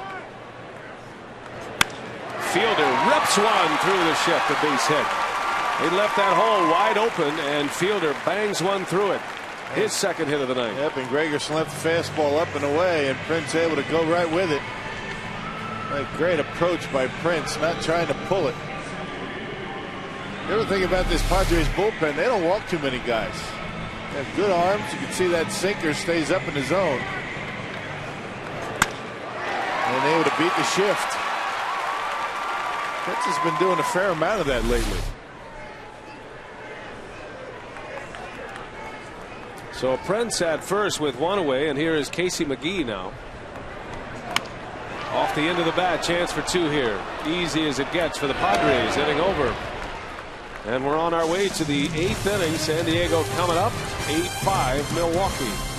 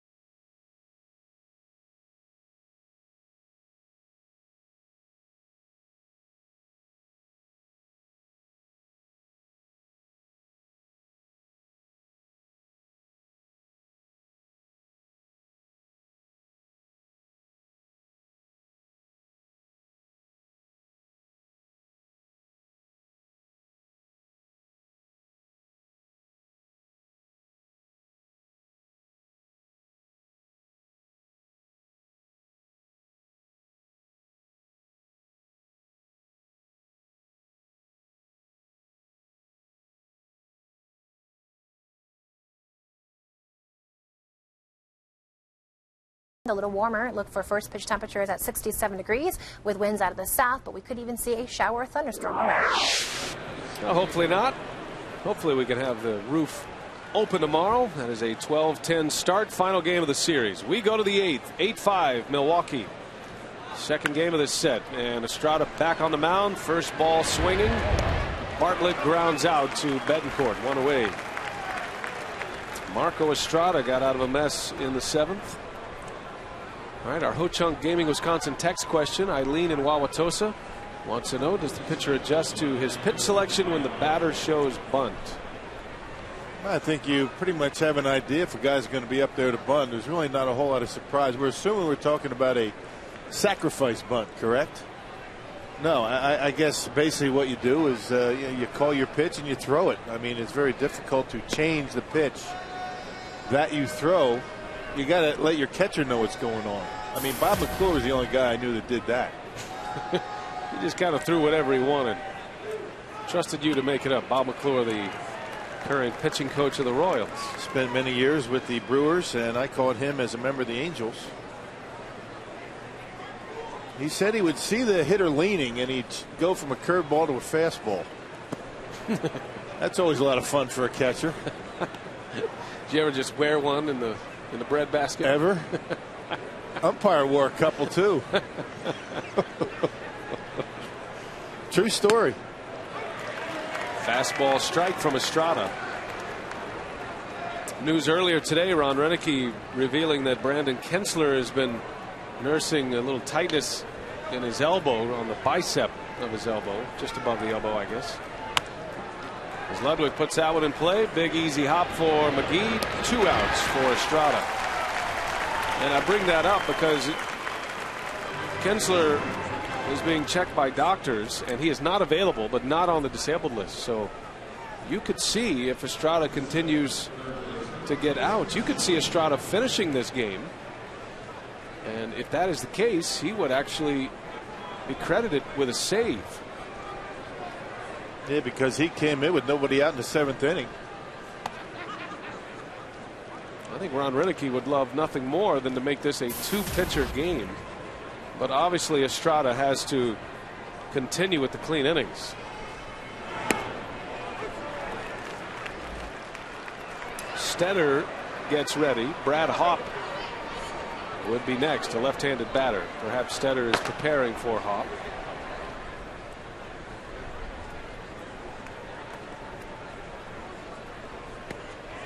There's the changeup from Estrada. That's his money pitch.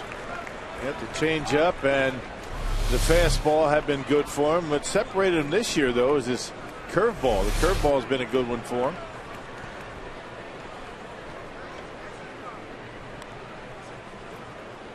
Estrada has done such a good job this year. It's been an amazing story. Not even on a major league invitee roster. He was a straight minor leaguer this spring, but made his first opening day start for the Brewers. There's a curveball Rock's talking about. Zach Greinke went down. The Brewers were searching for a fill-in starter for the first month. Left it a little bit up in the strike zone, but got away with it that time. It's been down in the zone most of the time.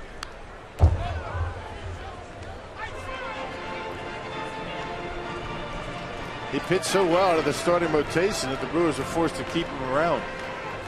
It seemed like every outing he made from the middle of spring training until his last start could have been his last in the big leagues, and he pitched accordingly. I talked to Marco in St. Louis, and he said, you know, that's just the way it is. I haven't pitched good enough in my career at this point to earn that guaranteed roster spot. So that's what I'd like to start doing, start pitching so good that it makes the decision tough. And he's pitched so well that he has remained in the big leagues. The 2-2. Headley hangs in there.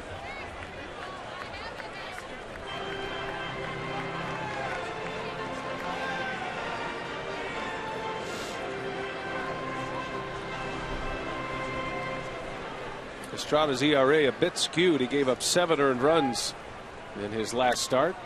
There's a base hit to right. So a long battle won by Chase Headley. And the Padres have a 2-out hit, 2-out base runner for Brad Hopp. And we'll see what the manager wants to do here. Looks like he's on his way to get him. They're going to go out and get Mitch Stetter. Let's see if Bud Black goes to his bench. He's got 3 right-handed hitters left on his bench. So Estrada, an inning and 2/3. He'll exit for Mitch Stetter.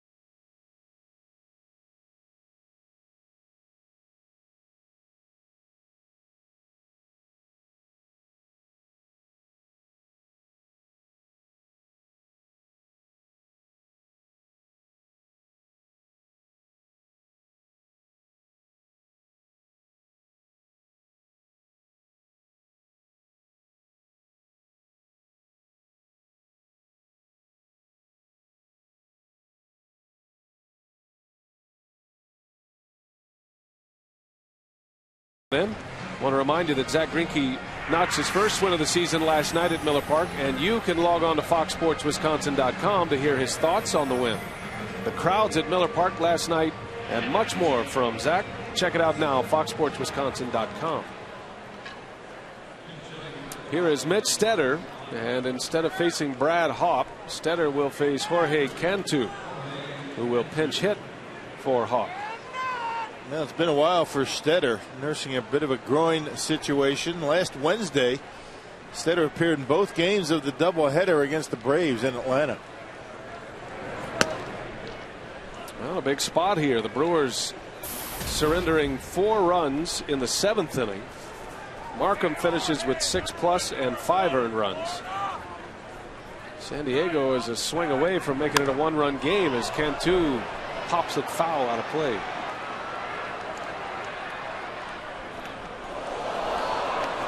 Well, Ron Renicky certainly would have noticed that Cantu available on the bench, and the decision there, would you rather have Marco Estrada against Brad Hawpe or Stetter against Jorge Cantu? Well, here's your answer.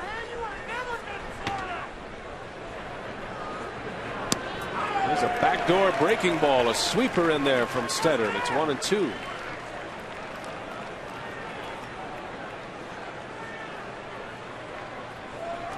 Right-handed batters hitting .333 against Stetter.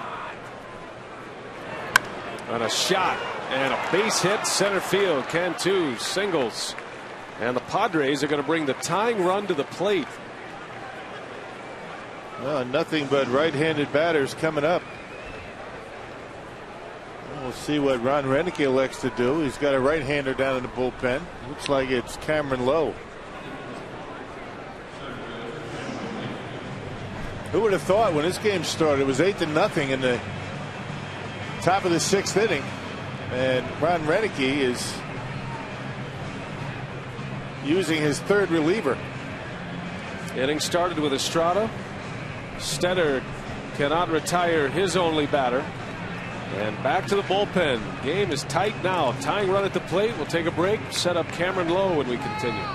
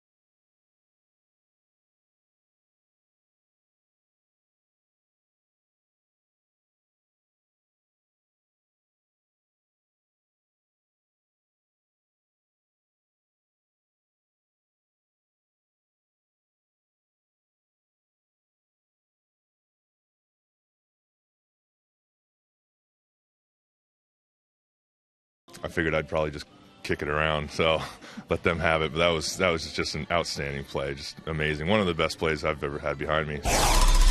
At first, I didn't even know what really happened, and then I looked on the replay. I saw he, did the Magic Johnson piece, so it was pretty nice. It was clean, so it was nice. No bobbles anywhere, just clean. I was trying to throw the ball around to Ricky, and he was still high-fiving, so it was cool. It was cool. Some of the comments last night, Brewers Live postgame, and it was Cameron Lowe, the benefactor of that double play. Now Lowe in a big spot here, tying run at the plate. Cameron Maven the batter, and there's strike one. An elusive final out to this 8th inning. Padres with back-to-back hits. And after being down 8-0, San Diego has a chance to tie it up with one swing of the bat. Maben with 3 home runs this year. And that's where you want to keep that baseball. Every time that Cameron gives up base hits, that sinker's up in the zone. His team leading 19th appearance already this year. Has allowed only 1 run here at Miller Park this year. And a couple of Camerons matching up against each other. 2 balls and a strike. Maben had a 2-strike hit against Markham in the 7th. Sean Markham was cruising along through 6. And then he could not get an out in the 7th inning. 5 consecutive hits. And before it was all said and done, 4 runs were in for San Diego.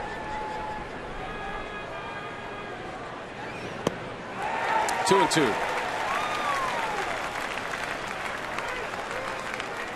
Out low, trying to get 1 out here in the 8th. And then you can turn it over to Axford.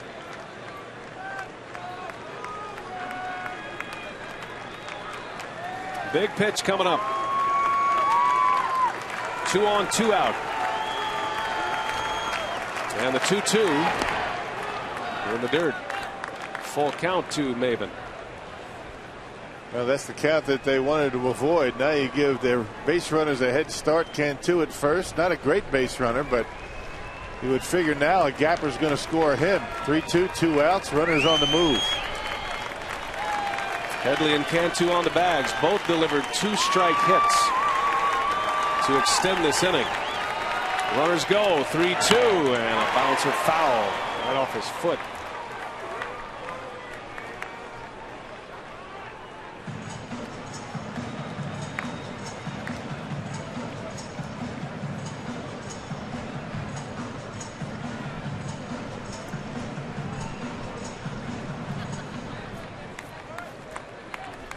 Cameron Lowe, Cameron with a K against Cameron Maben with a C. Another 3-2. There go the runners. And a swing and a miss. Lowe strikes him out. A big strikeout for Lowe and the Brewers. And the 3-run lead still intact.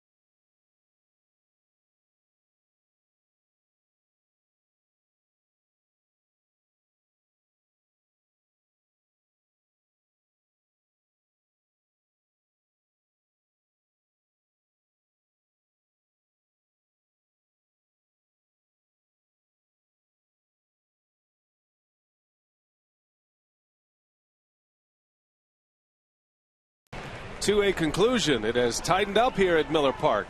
An 8-0 Brewers lead has turned into an 8-5 Milwaukee lead. As we move to the bottom of the 8th, Yuniesky Betancourt will lead off. He'll be followed by Hart, then Lucroy. And Gregerson back on the mound. Gregerson, a strikeout, a hit, and a double play in the 7th inning. Jorge Cantu stays in to play first base. Big strikeout for Cameron Lowe. And the kind of sinker he's been searching for a little bit the last couple of times out. Yeah, that last one was nasty. Just falling off the table as it got to the hitting zone. Lowe able to keep everything down in the strike zone. And that's where he needs to be. Brewers could use some add-on runs here. And the Padres bullpen's been pretty good. It started with Lukey, the left-hander, and it's been 3 zeros on the board since the 4th. There's an interesting scenario. I guess if the Brewers tack on here, it's going to be McClendon. And if not, it'll be Axford in a save situation, you would think. Brewers are gasping for an off day, which will be Thursday. They have one more game of the series tomorrow. It's been a long stretch for Milwaukee. And they are anxious to take a break from baseball for a day on Thursday, but a lot of business at hand in the meantime.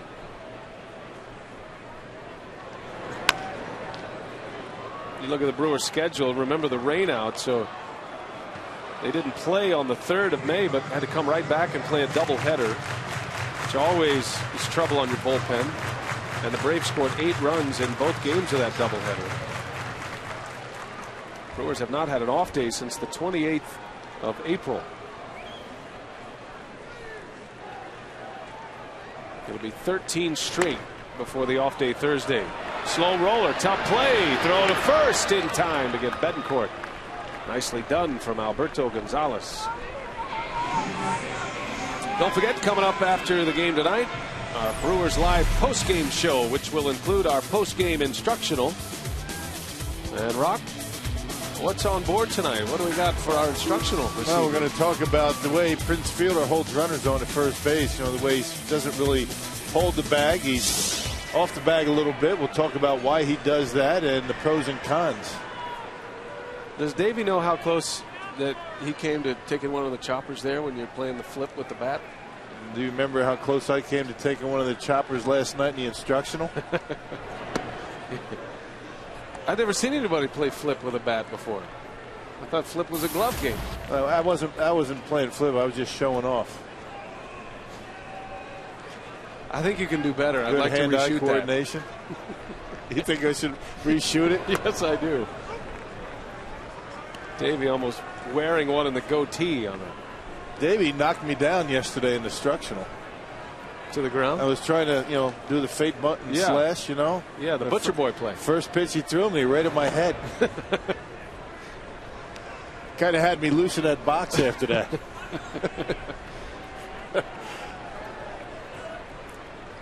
Chin music for the Rock.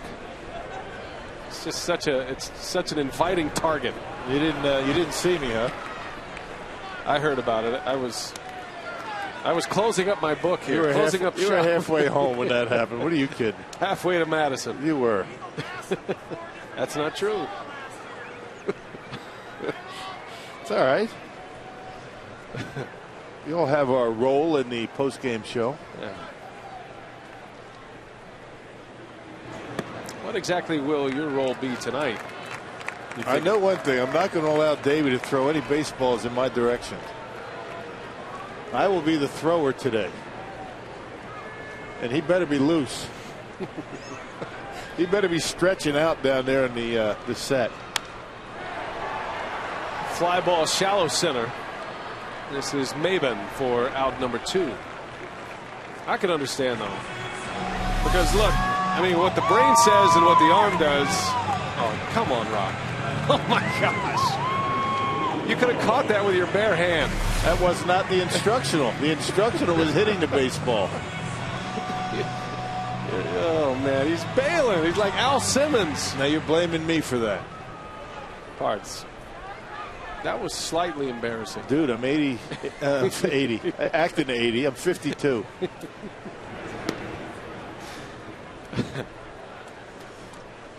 I don't blame you. I'll tell you what. I know who could do better.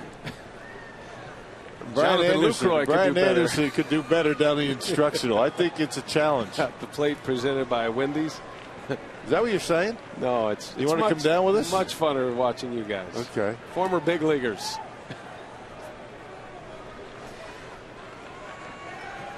Let's be careful, that's all. I have some weight around here, you know. We might be tag teaming down there soon.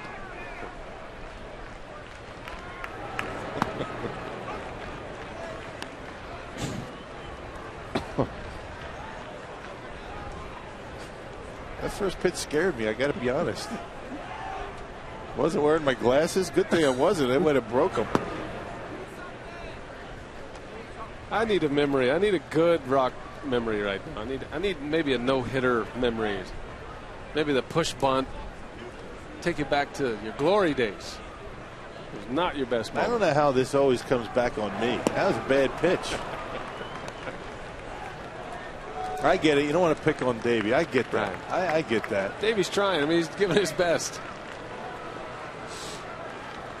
Well, I'm anxious for the instructional tonight.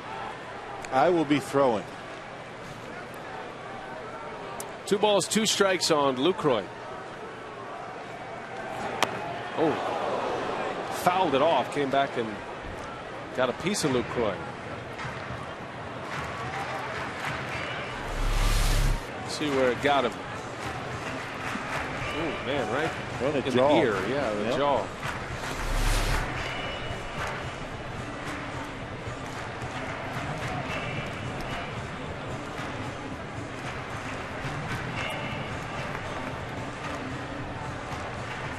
Well, the Padres in the 9th inning.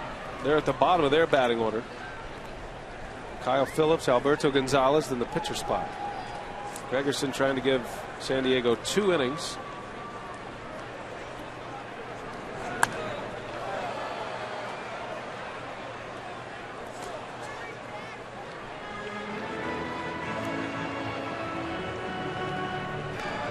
Brewers had an 8-0 lead in this one after 4. Padres got a run in the 6th, 4 runs in the 7th, and it's 8-5 now. It's turned into a save situation. Lucroy down the line under the glove of Headley. Ludwig gives chase, and Lucroy will stop and settle for a single. A 2-out base hit. Jonathan Lucroy with 3 hits tonight. Yep, able to get that one just out of the reach of Headley down the line. And if you're ever going to take a chance and stretch it into a double, you do with 2 outs and nobody on. But Jonathan not feeling as though he could get there in time.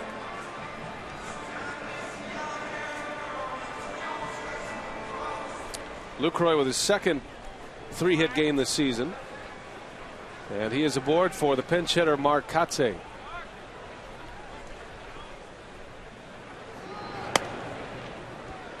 Kotsay hitting .246, still looking for his first home run as a Brewer. And he's driven in 5.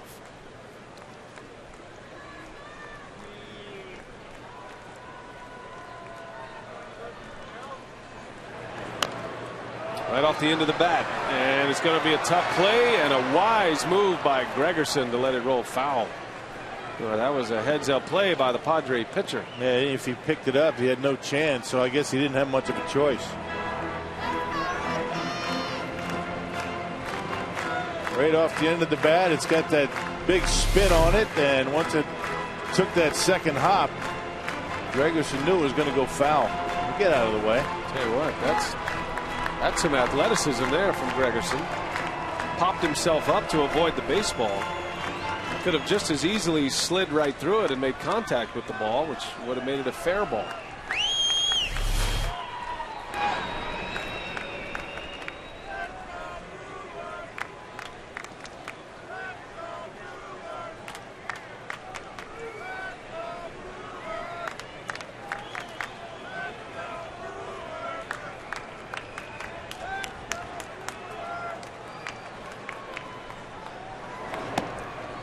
Two and 1 to Kotsay.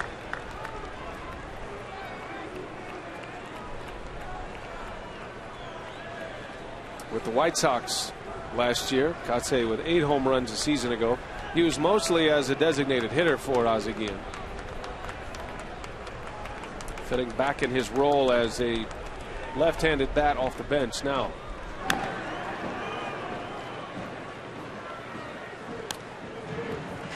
They're giving Kotze an awful lot of room in left center, and he likes to shoot the ball in that direction, particularly with 2 strikes. That's a big gap out there in left center. And you wonder if Lucroy would be able to score on a base hit through the gap in left center. He'll be off with the crack of the bat with 2 outs.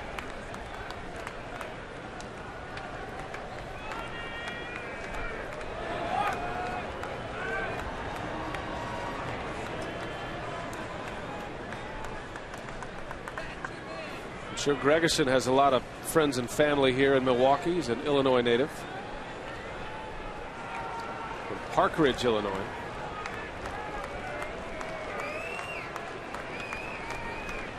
The 2-2 inside, ball 3. Kotze works it full. Well, now if he finds the gap, you figure Jonathan's going to be able to score. 3-2, 2 outs. Get a head start. They're not going to hold him on.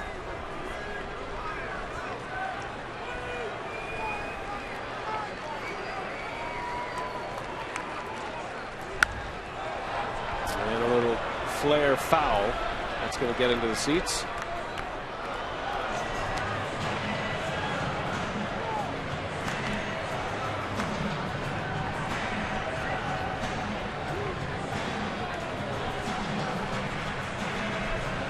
John Axford watching and waiting. Save situation at this point. See Renicky with his bench coach Jerry Naron.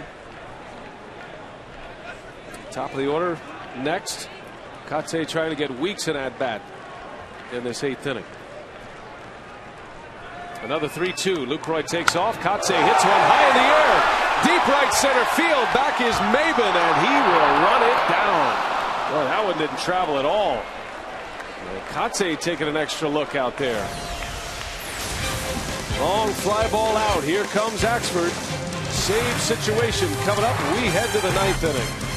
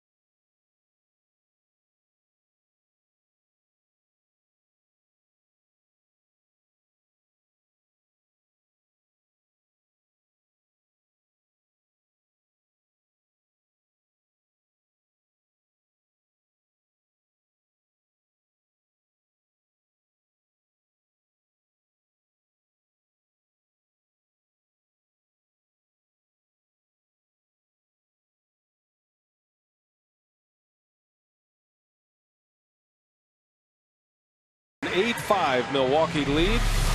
Brewers had an 8-0 lead in this game. Our Jimmy John's delivery of the game. Casey McGee had a 2 RBI single in the 3rd inning. That made it 6-0. Brewers led 8-0 after 4, but the Padres fought their way back, and still a fighting chance for the Friars here in the 9th.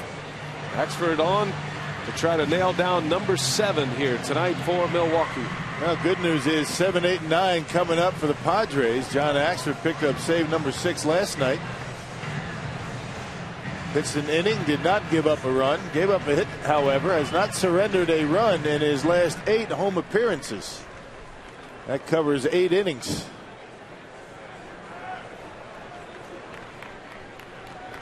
Axford with 24 saves last year, 2 blown saves. The most saves ever by a Brewers rookie. Check it, 3 blown saves a year ago.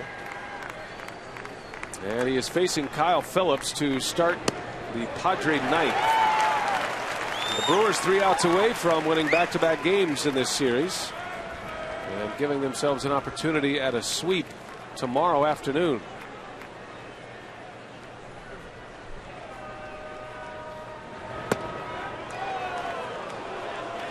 Last night, Axford, a scoreless ninth. He did give up a hit,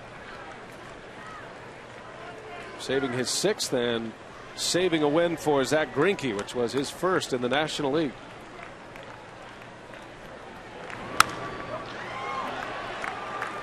Sean Markham still in line for the win. It would be his 4th.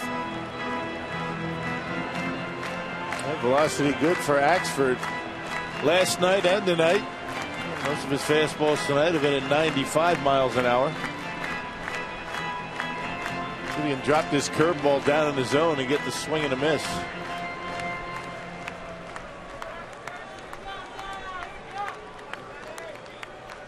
Phillips drove in 2 runs with a single with 2 strikes his last time up. The 1-2. And that missed badly. Curveball from Axford.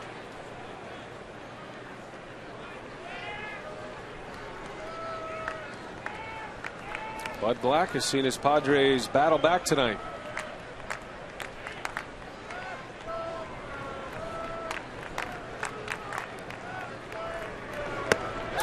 Chased it. Axford strikes out Phillips. And literally head high for Phillips. And no chance to get on top of 95 miles an hour in that location. That was one of those sometimes you say, I'm swinging no matter what. That's right. Yeah, and it's one of the benefits Axford has, unlike most closers, with that big curveball. There's a good fastball, 96 miles an hour in there for a strike. Axford gets a lot of strikeouts up in the strike zone.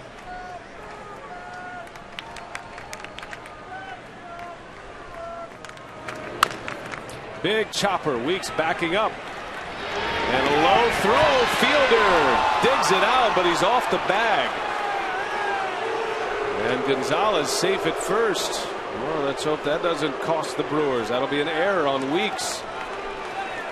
And Ron Renicky is on his way out. Wants a word with John Hirschbeck. I think Ricky thought he had to be a little bit quicker than he actually had to be. I think he had a little bit of time. Gonzalez not getting down the line and real quick. And in between hop, very tough. And that's a tough call for an umpire. Prince does a nice job digging it out. Ricky has plenty of time to get the out. He didn't have to be that quick, and he spiked it in front of Prince. Prince thought he had the bag. Yeah, it looked like a good call on that second replay. So an error on Weeks. And now Axford will try to work around it. The tying run still in the on-deck circle. Eric Patterson pinch hitting for San Diego.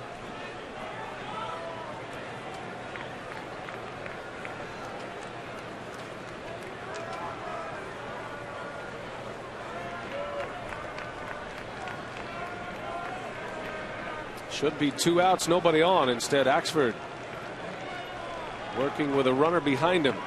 Patterson, not an easy guy to double up. Very fast. There's a strike. 1-1 on Patterson.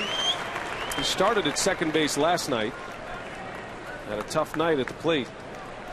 0 for 3, 3 strikeouts. He is 6 for 44 this year. 2 of his 6 hits are home runs. And a big cut. 1-2 the count on Patterson. Had a tough time with that Zach Greinke fastball in on his hands last night. That's why you saw Lucroy setting up in, and Axford put the fastball right in on his fists, not able to get the bat head out.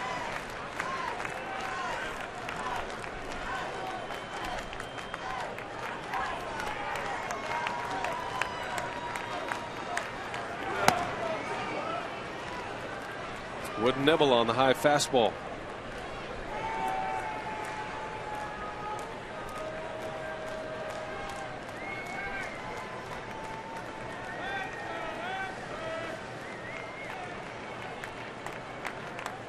Axford with a 3-run lead.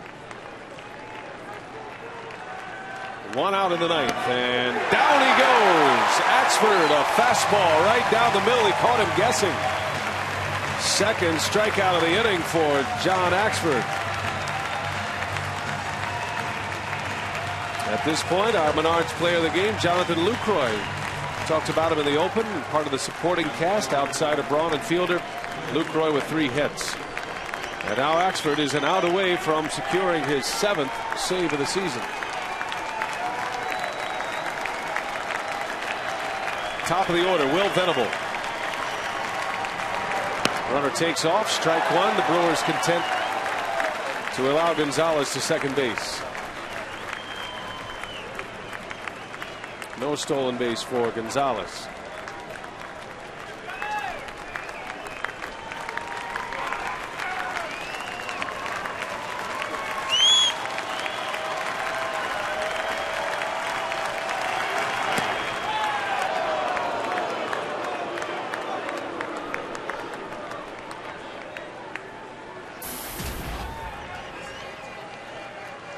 Venable singled off Markham in the first inning.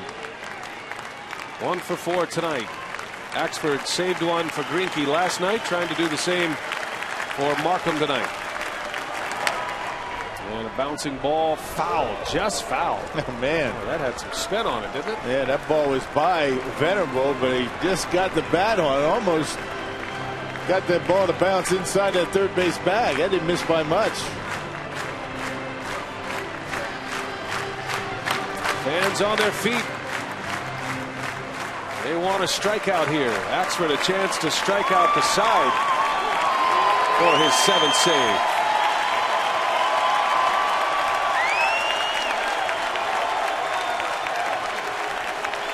Ball and 2 strikes to Venable. Just missed.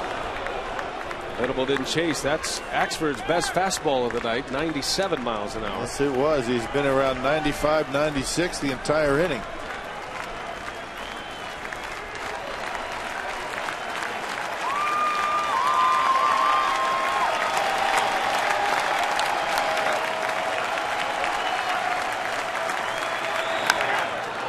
Venable spoils it. Back with the heater, and another one at 97.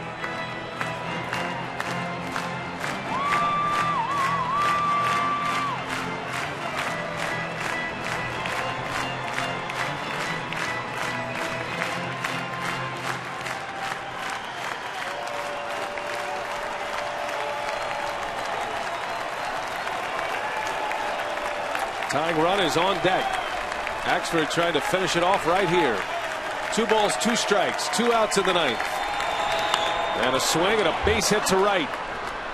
Gonzalez around third. He'll score as Will Venable delivers an RBI in the 9th inning. And again, the Padres will bring the tying run to the plate. Now he left a curveball up in the zone, and almost doing Venable a favor. He hasn't been able to get the bat head out on any of the fastballs. You take a little bit off, you leave it up, and you're doing the batter a favor when you do that. Venable showed no signs of being able to get the bat head out on the fastball that entire at bat. And when you're going to throw it, you throw it in the dirt, but he left it up. 6 unanswered runs for the Padres. The Brewers led 8-0 after 4. Now it's 8-6. And Jason Bartlett at the plate.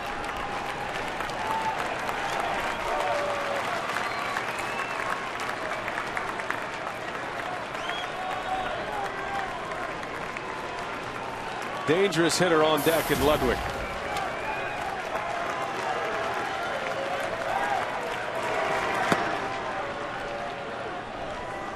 Bartlett, a contact hitter. He's off to a slow start this year, but he does have an RBI single in this game. That came in the 6th. That was the first run that Markham allowed. A 2-out RBI hit for Bartlett.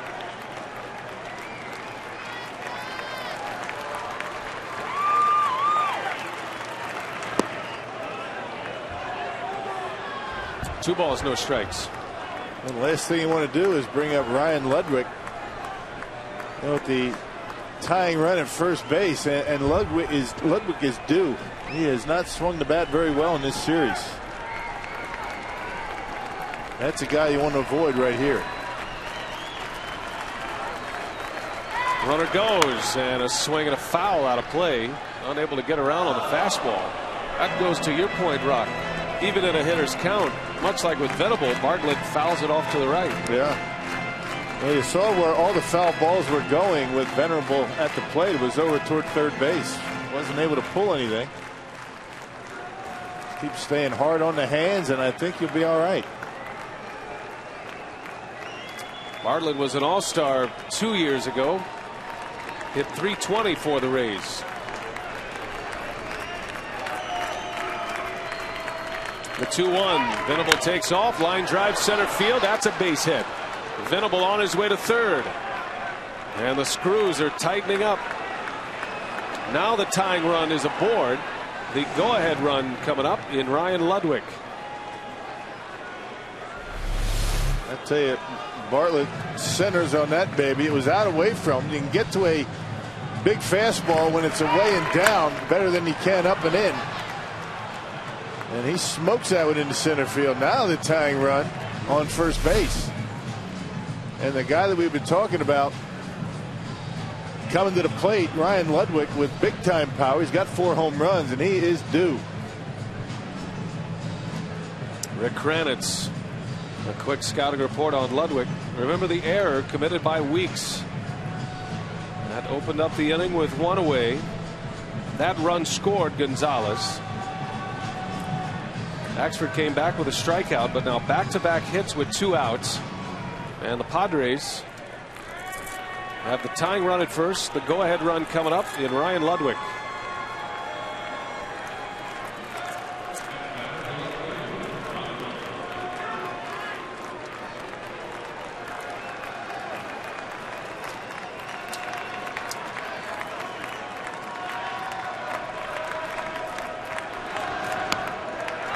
Starts him with a slider for a strike. A slider that was up in the zone. No, anything but a fastball. I think Ludwig would have taken it, and he did. Ludwig, a low ball hitter.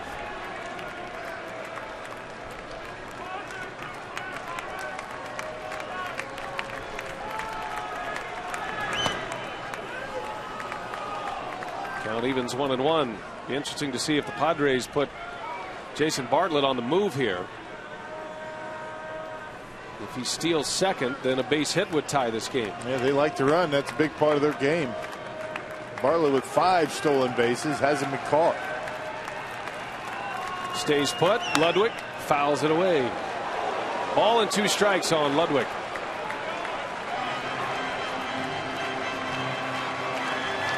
You may see him take off here. 1-2 count. The Padres might be thinking breaking ball, maybe down in the dirt. Get Bartlett into scoring position. Bartlett is a base stealer. Had 30 steals a couple of years ago. Surprised he hasn't gone yet. The 1-2 pitch. And Ludwig breaks his bat. Ricky Weeks. And there it is. John Axford saves one. It wasn't easy tonight. The Brewers jumped out 8-0. But they finished with a victory, and they have won the first 2 in this series. 8-6 the final score. Markham the winner. Axford his 7th save. Much more still to come on this game. Craig Kashawn, what do you have coming up for us on Brewers Live? Well, the good news is we're going to be talking about a series win. The Brewers have not had that since back on April 20th.